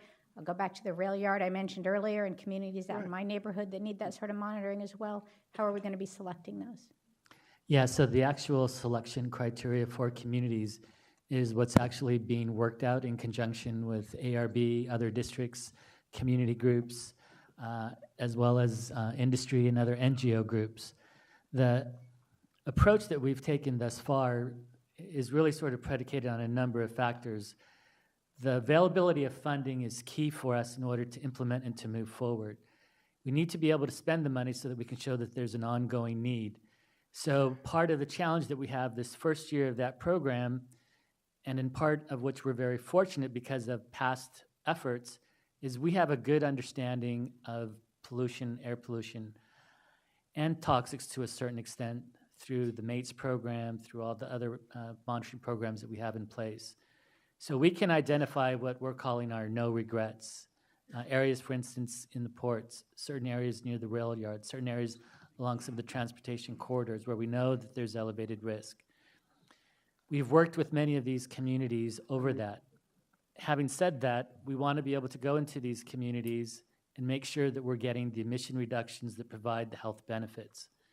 And at the same time, work over the coming months to identify the specific communities that will go into the AB 617 program. We also know that once you get into a toxics program, it is extensive in terms of the amount of staff time that goes into deploying the equipment, retrieving the equipment, doing the analytical work, doing the review of the data, the posting of the data, the communication of the data, and then the inspections and the enforcement and the rulemaking actions that come out of those activities.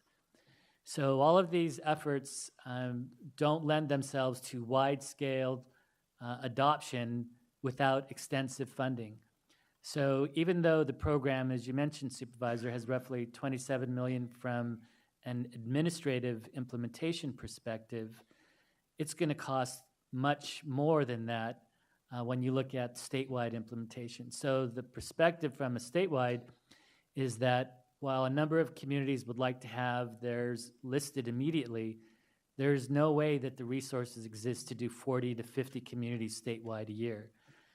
We think that we can do 2 communities. I know that there's desire to have more than that, but without the long-going commitment to resources, we don't have the ability to hire people that fast. And that's one of the other challenges, that with all of the people that not only we are trying to hire, San Joaquin's trying to hire, Bay Area's trying to hire, San Diego's trying to hire, there just isn't the extensive amount of people available. So we're competing on a very tough basis. And at the same time, we're telling the legislature that the down payment that they made this past year is a great down payment, but we need the long-term commitment.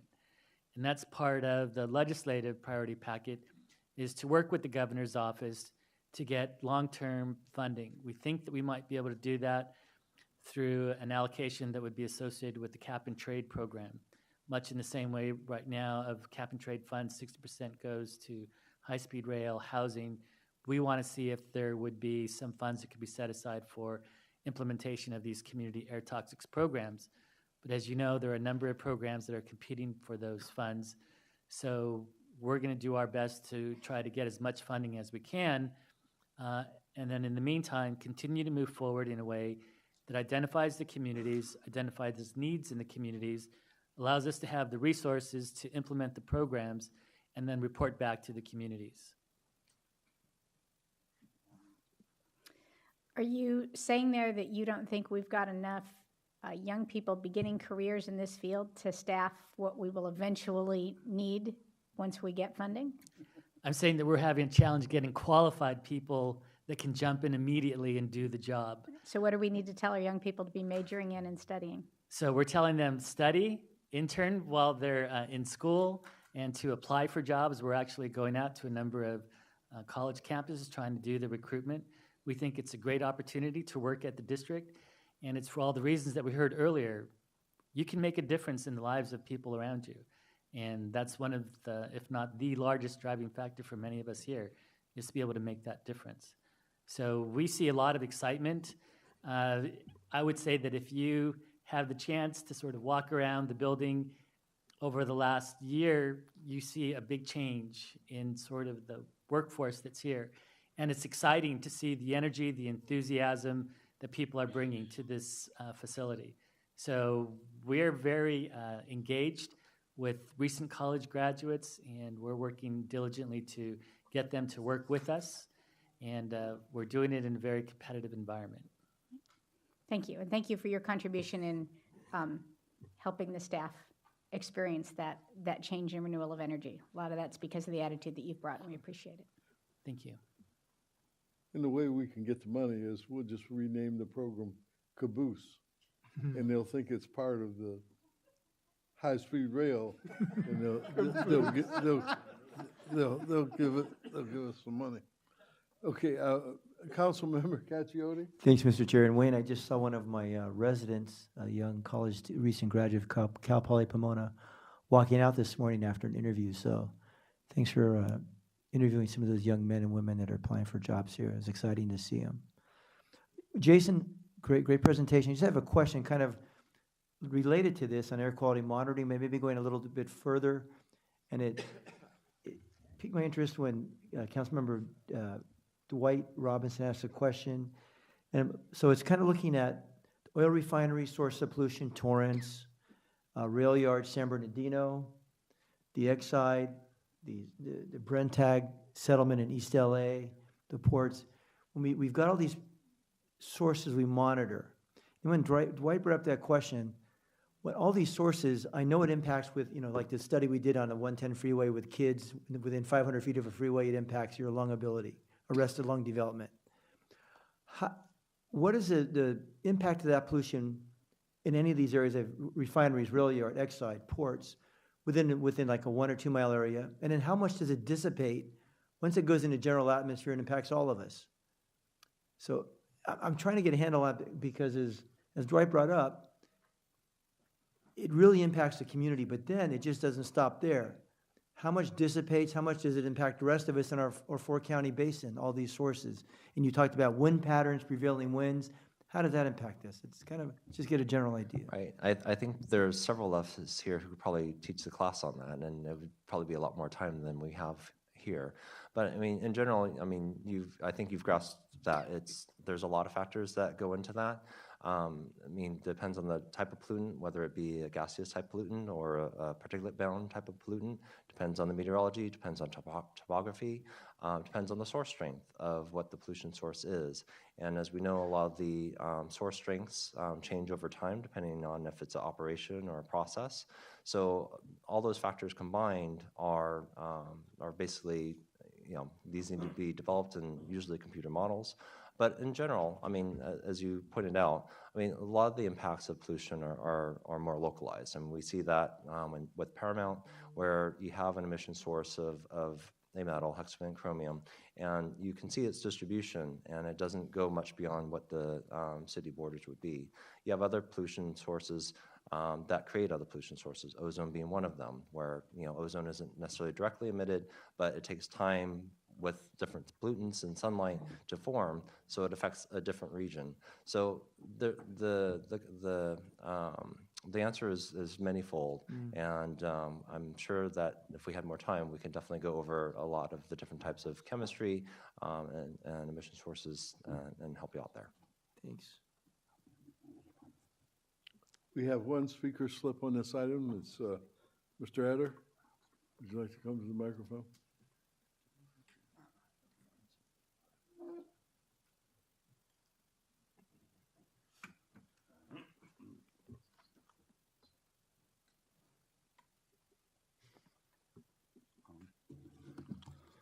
Hello, I'm Harvey Eder, speaking for myself and for the Public Solar Power Coalition.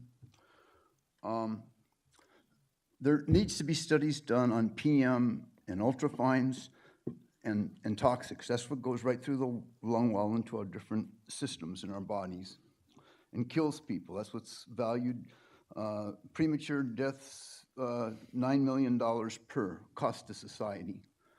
In the district, they say there's 4,100 deaths per year. I've heard higher numbers. Those numbers are probably very low by several times or orders of magnitude.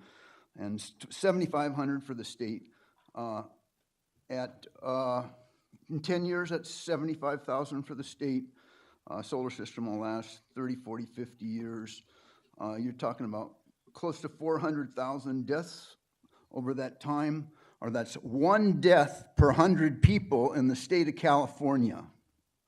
And we're totally ignoring natural gas. It comes right out heating all over the state.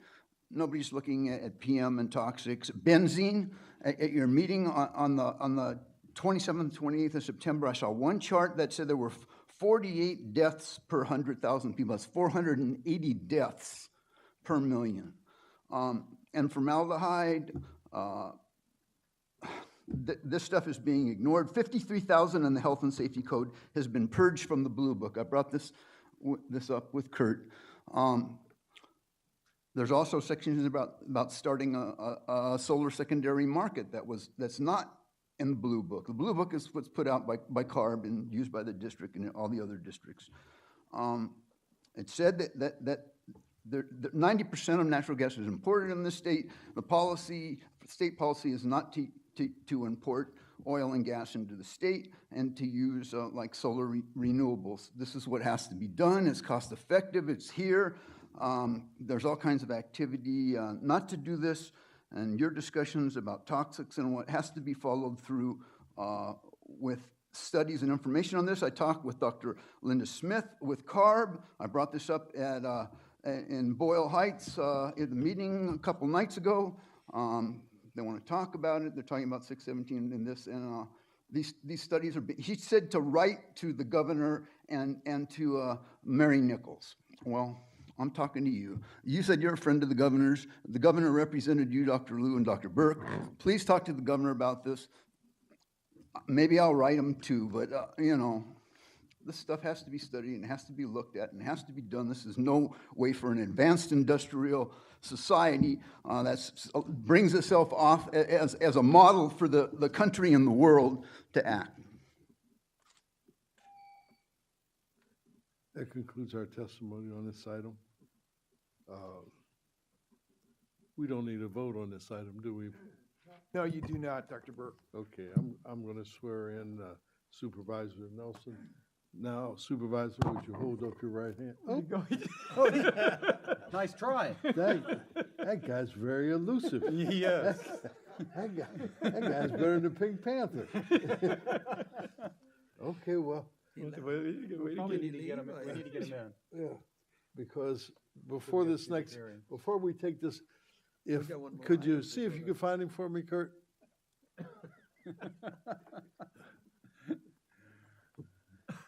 Because I know he's Kurt's retiring. He doesn't want to have to chase board members around. Late and leave early. I think we have one more item, don't we, before the? Yeah, but we want. Before the hearing. Oh, yeah, that report on the new source review balances. Yeah. Okay, why don't we do that? Okay. Kurt Staff's willing to waive presentation. It's just a report. Yeah, it's just a report. Okay. There really is nothing to talk about. Okay, fine. Then we're down to we got to swear him in. Wonder if you could have an alternate swear you in. I'm going to swear Cacchiotti in. Here comes Okay, you want to, why don't, You've got a mic. We'll do this Sean's way. Okay. Raise your right hand. I, Sean Nelson, during such times as I hold the above office, do solemnly swear that I will support and defend the Constitution of the United States and the Constitution of the State of California against all enemies, foreign and domestic. That I will bear true faith and allegiance to the Constitution of the United States and the Constitution of the State of California. That I take this obligation freely without any mental reservation or purpose of evasion, and that I will well and faithfully discharge the duties about which I am to enter. I do. You got it. And for all of you, that's how you swear people in. Rarely is it done that efficiently. Okay, then we're going to item number 30. Dr. Burke's staff is willing to waive the presentation. This was well received in stationery source. We received only members that supported the item, so it's the board's discretion. Okay, we have one public comment slip. Mr. Eder?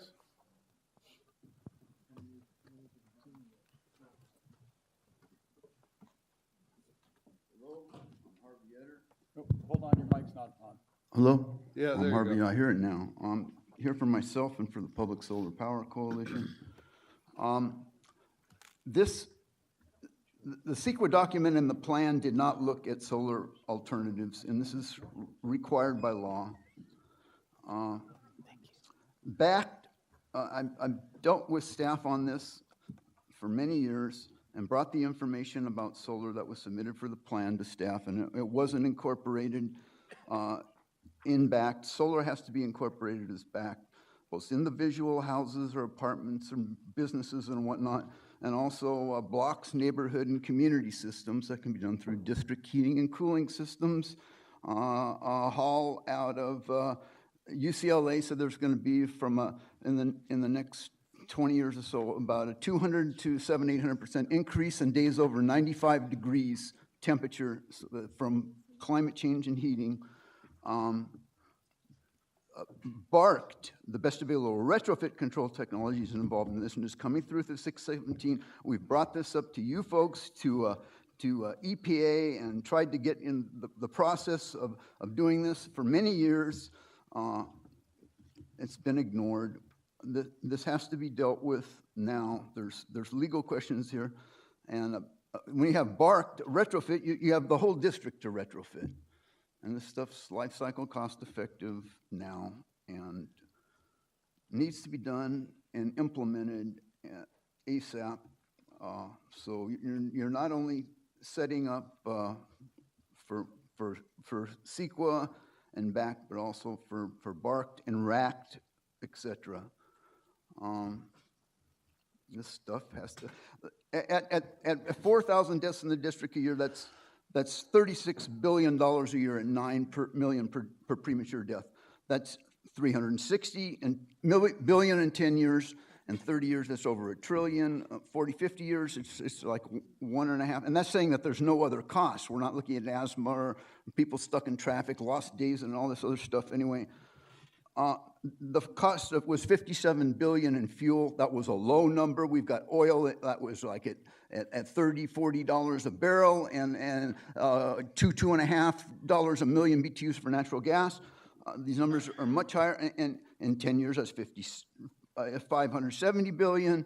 In 40 years, that's $2 trillion. So that's the hard those numbers.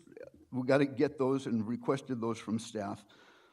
Those numbers are much higher on just the cash on cash, dollar on dollar, and then the social cost, which is real as well. Thank you.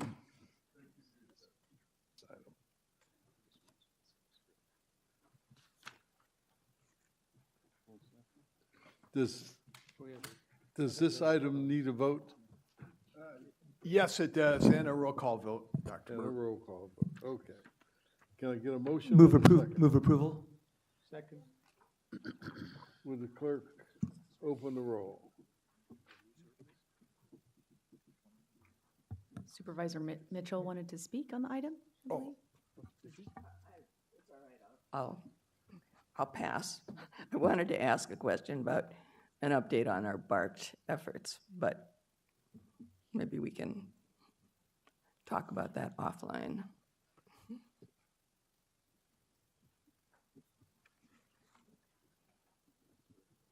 Close the roll. The item passes 12-0. Okay, we have two public. 13. Oh, another country was just heard from. We have two public comment slips, which we should probably hear before we go into closed session. So would Mr. Etter come back to the microphone and can you help a guy out there? Who else wanted to speak on public comment? It's when we got the letter from the furniture guy concerned about asbestos. Come on down. I couldn't figure out the name. You can go to that microphone right there. Thank you so much. Big furniture. We'll be fast. Okay, Harvey. Go Hi, ahead. I'm Harvey Etter, talking for myself and for the Public Solar Power Coalition and all like-minded citizens. I want to put into the record what I referred to before is a copy of a brief that I and PSPC wrote and submitted challenging the PUC's first solar proceeding OII 42 for solar hot water, $180 million. This is a petition for writ of review at the court and for stay. We did get the first woman head of the Supreme Court, Rose Bird's vote supporting the writ. Didn't know, was working with TURN and not using TURN's address. They've saved billions of dollars for consumers and energy utility fees. That we could have had another bite at the apple. The Trobriner didn't come out against us. Anyway, that wasn't done. This brings up antitrust issues of extending existing antitrust laws into the monopolies the utilities have, and also the equity issue of subsidizing low-income people who don't put in solar, subsidizing other people. And this is 40 years ago. This testimony was back in 78, 79, and I worked 77, 78 as the solar education specialist for Santa Cruz County. A TURN came and wanted to bring the conservation programs that we had in our program. We had about 15, 20 people to take that away from PG&E, and that's how we got involved with this. We brought up 14 different models. I'm giving this 3 copies to pass out to staff and whatnot. There's also a consulting contract on the low-income solar equity program that was also contracted with Commissioner Grimes, the first black commissioner to the PUC, and I need to make that available to you as well. And also, we're litigating now, and there's a demur due on answer demur.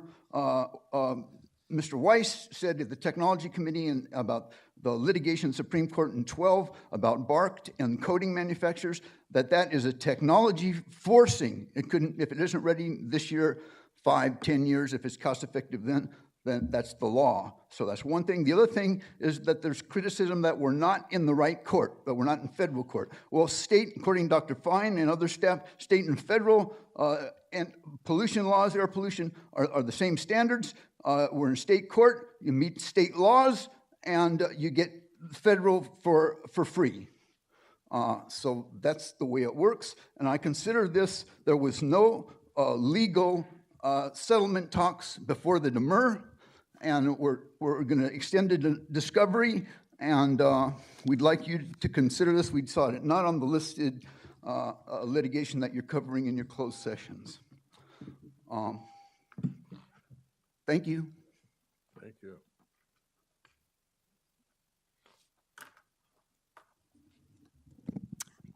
Dear board, I'm here, I'm a little nervous, first time here, so I'm just gonna get straight to the point. There's a City of Vernon, the 100,000 square feet roof was replaced at the warehouse that used to be asbestos manufacturing plant, the Flint Coat manufacturing facility, without any protection.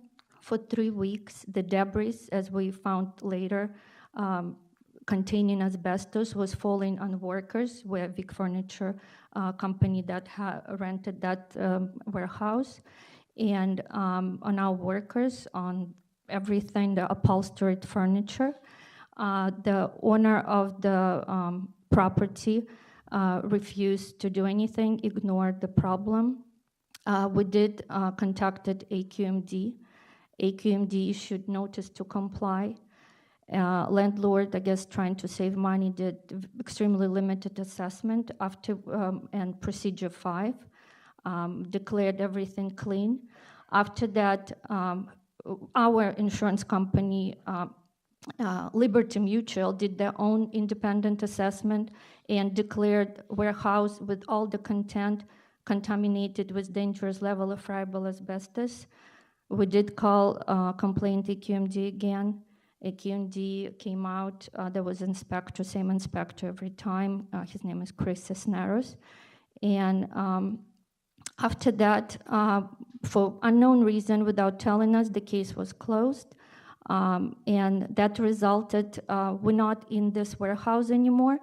Right now, the public auction is already the furniture that considered covered with it's upholstery furniture. It was declared impossible to clean by environmental consultant, certified asbestos. And unfortunately, since AQMD closed the case and the landlord right now sold everything at public auction, I know it could be sold right now. There will be no way to follow this. Could be sold to medical offices, schools, anywhere. At this point, the landlord, the main point, AQMD closed the case means it's fine. I did call, we don't really, as a business, and there's our name on it, selling to public something that contaminated is very dangerous. We called EPA, I called all the supervisors. The legal counsel from AQMD eventually called me, Karen Mann-Warren. She told me stop bothering people. But I still feel that it's a public health threat, and we have to do something. We have to scream. So you guys are our last resort, and we called everywhere, including state emergency warning. Okay. No, thank you for coming. Would you like to comment on it? We don't know what to do. So, Dr. Burke, this is the first I've heard of this. What I'd like to do is to have the opportunity to speak with, and I'm sorry I didn't catch your name. Are you Tatiana? Irene. Well, Irene? I'm Tatiana. Irene is the owner. I signed as Irene signed, so we all representing the company. Okay. Yes. Let us. Why don't you get together with her at the close of today's meeting, which is going to close in a few minutes. Right. Thank go you. into closed session, and he'll sit down and talk to you and then get to the bottom thank you of very this. much Okay. for your attention. And don't be nervous. Okay, You did good today. Did very good. Okay. How many more times? Is this it? Are you gonna send us in the, is This this the it. last time? This is it, Dr. Burke. Is this it? My swan song, yeah. And I just. Why don't you mess it up for fun? I do need to say too that the board will be returning back into open session at the end of closed session, so.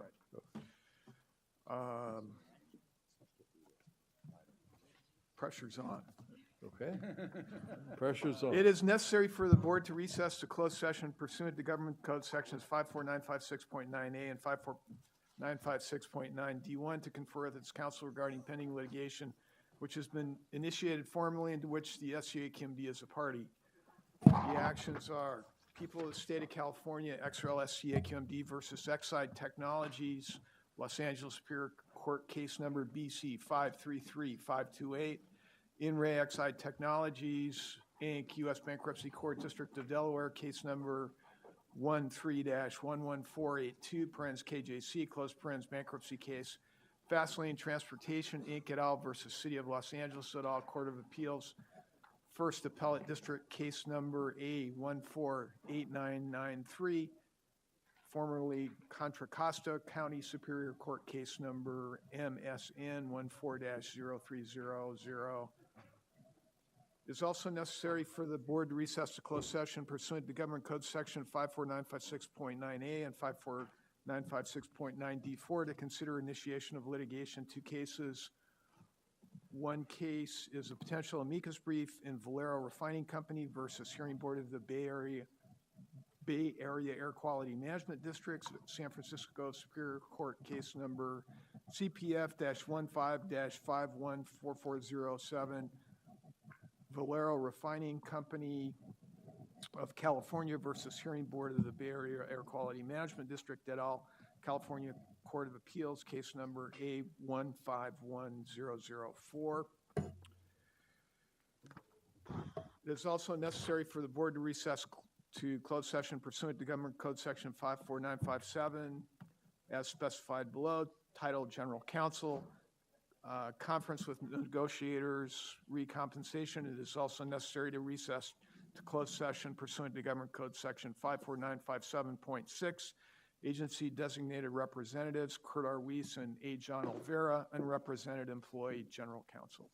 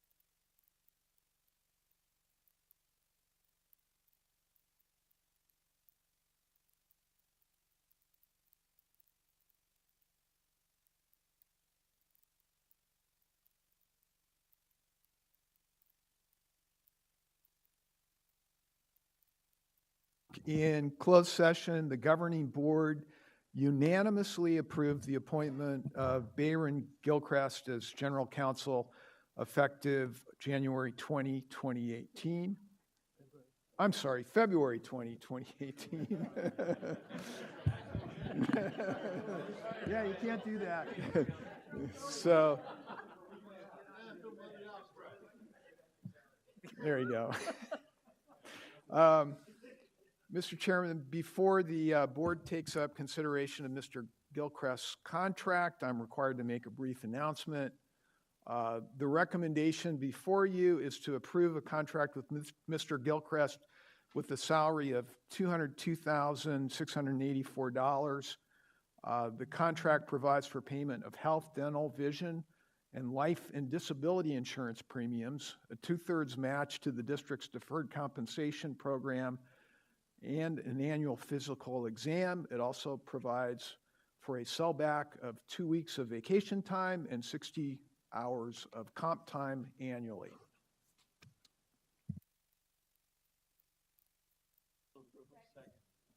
We have a motion and a second. Would the clerk open the roll? Oh, wait.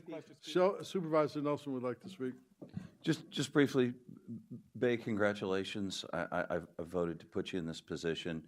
I personally am going to vote no because I think we ought to just pay you the difference and not go through the ridiculous gimmick of making you sell back time. We ought to just raise your salary and take that out of the contract. So it's nothing you've done. I just think there's a better, more honest, easy way for all of us to do this, and I'm going to be a no for that reason.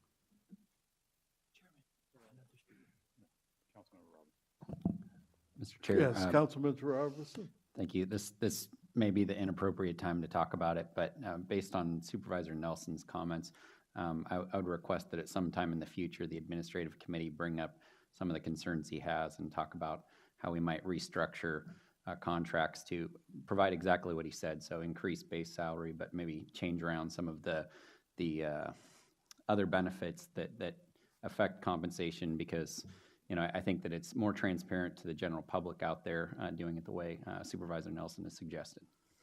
I think that's an excellent idea, and I will ask the executive officer in the next 60 days if you could, that's 2 administrative committee meetings, because I know you're not going to make next Fridays. So the following administrative committee, let's see if we can work it out with Bay and get it on the administrative calendar, and then I'll bring it back. That would be February, March, April. I'll bring it back to the board. I think Supervisor Nelson's concern was more general than just this employee, right? Right. Well, exactly. I mean, we're voting on this contract. I just, it's it's almost a month in salary. I think we would be wise to pay our most senior executives their salary rather than make them keep track of comp time, because I think when you get further down the pyramid, I just think it's misunderstood. I mean, we shouldn't be doing that. Bay's going to work hard. We should pay him for working hard. We shouldn't have him keeping track of, did he work 3 hours OT last week? I mean, he's going to be the senior counsel, right? Why burden him with that stuff? Mr. Chairman, my suggestion would be that we take the issue up generally, not just for a specific person.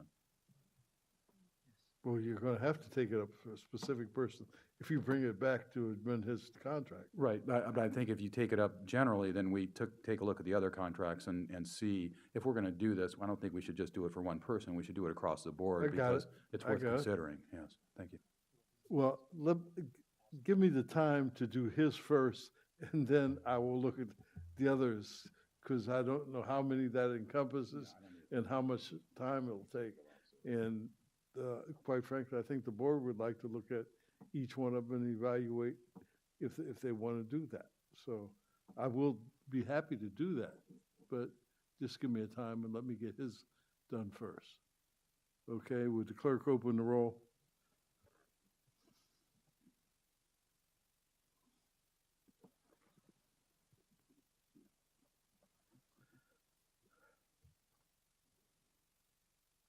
It passes. Congratulations, Mr. Mayor. Does that conclude our business? Dr. Burke, one more further announcement. Any other reportable actions taken in closed session, a report of those reportable actions will be provided to the clerk of the boards and made available to the public upon request. Oh, wait a minute, I have a card here from Harvey Etter.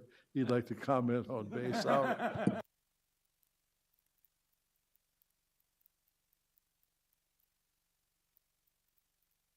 The meeting is adjourned.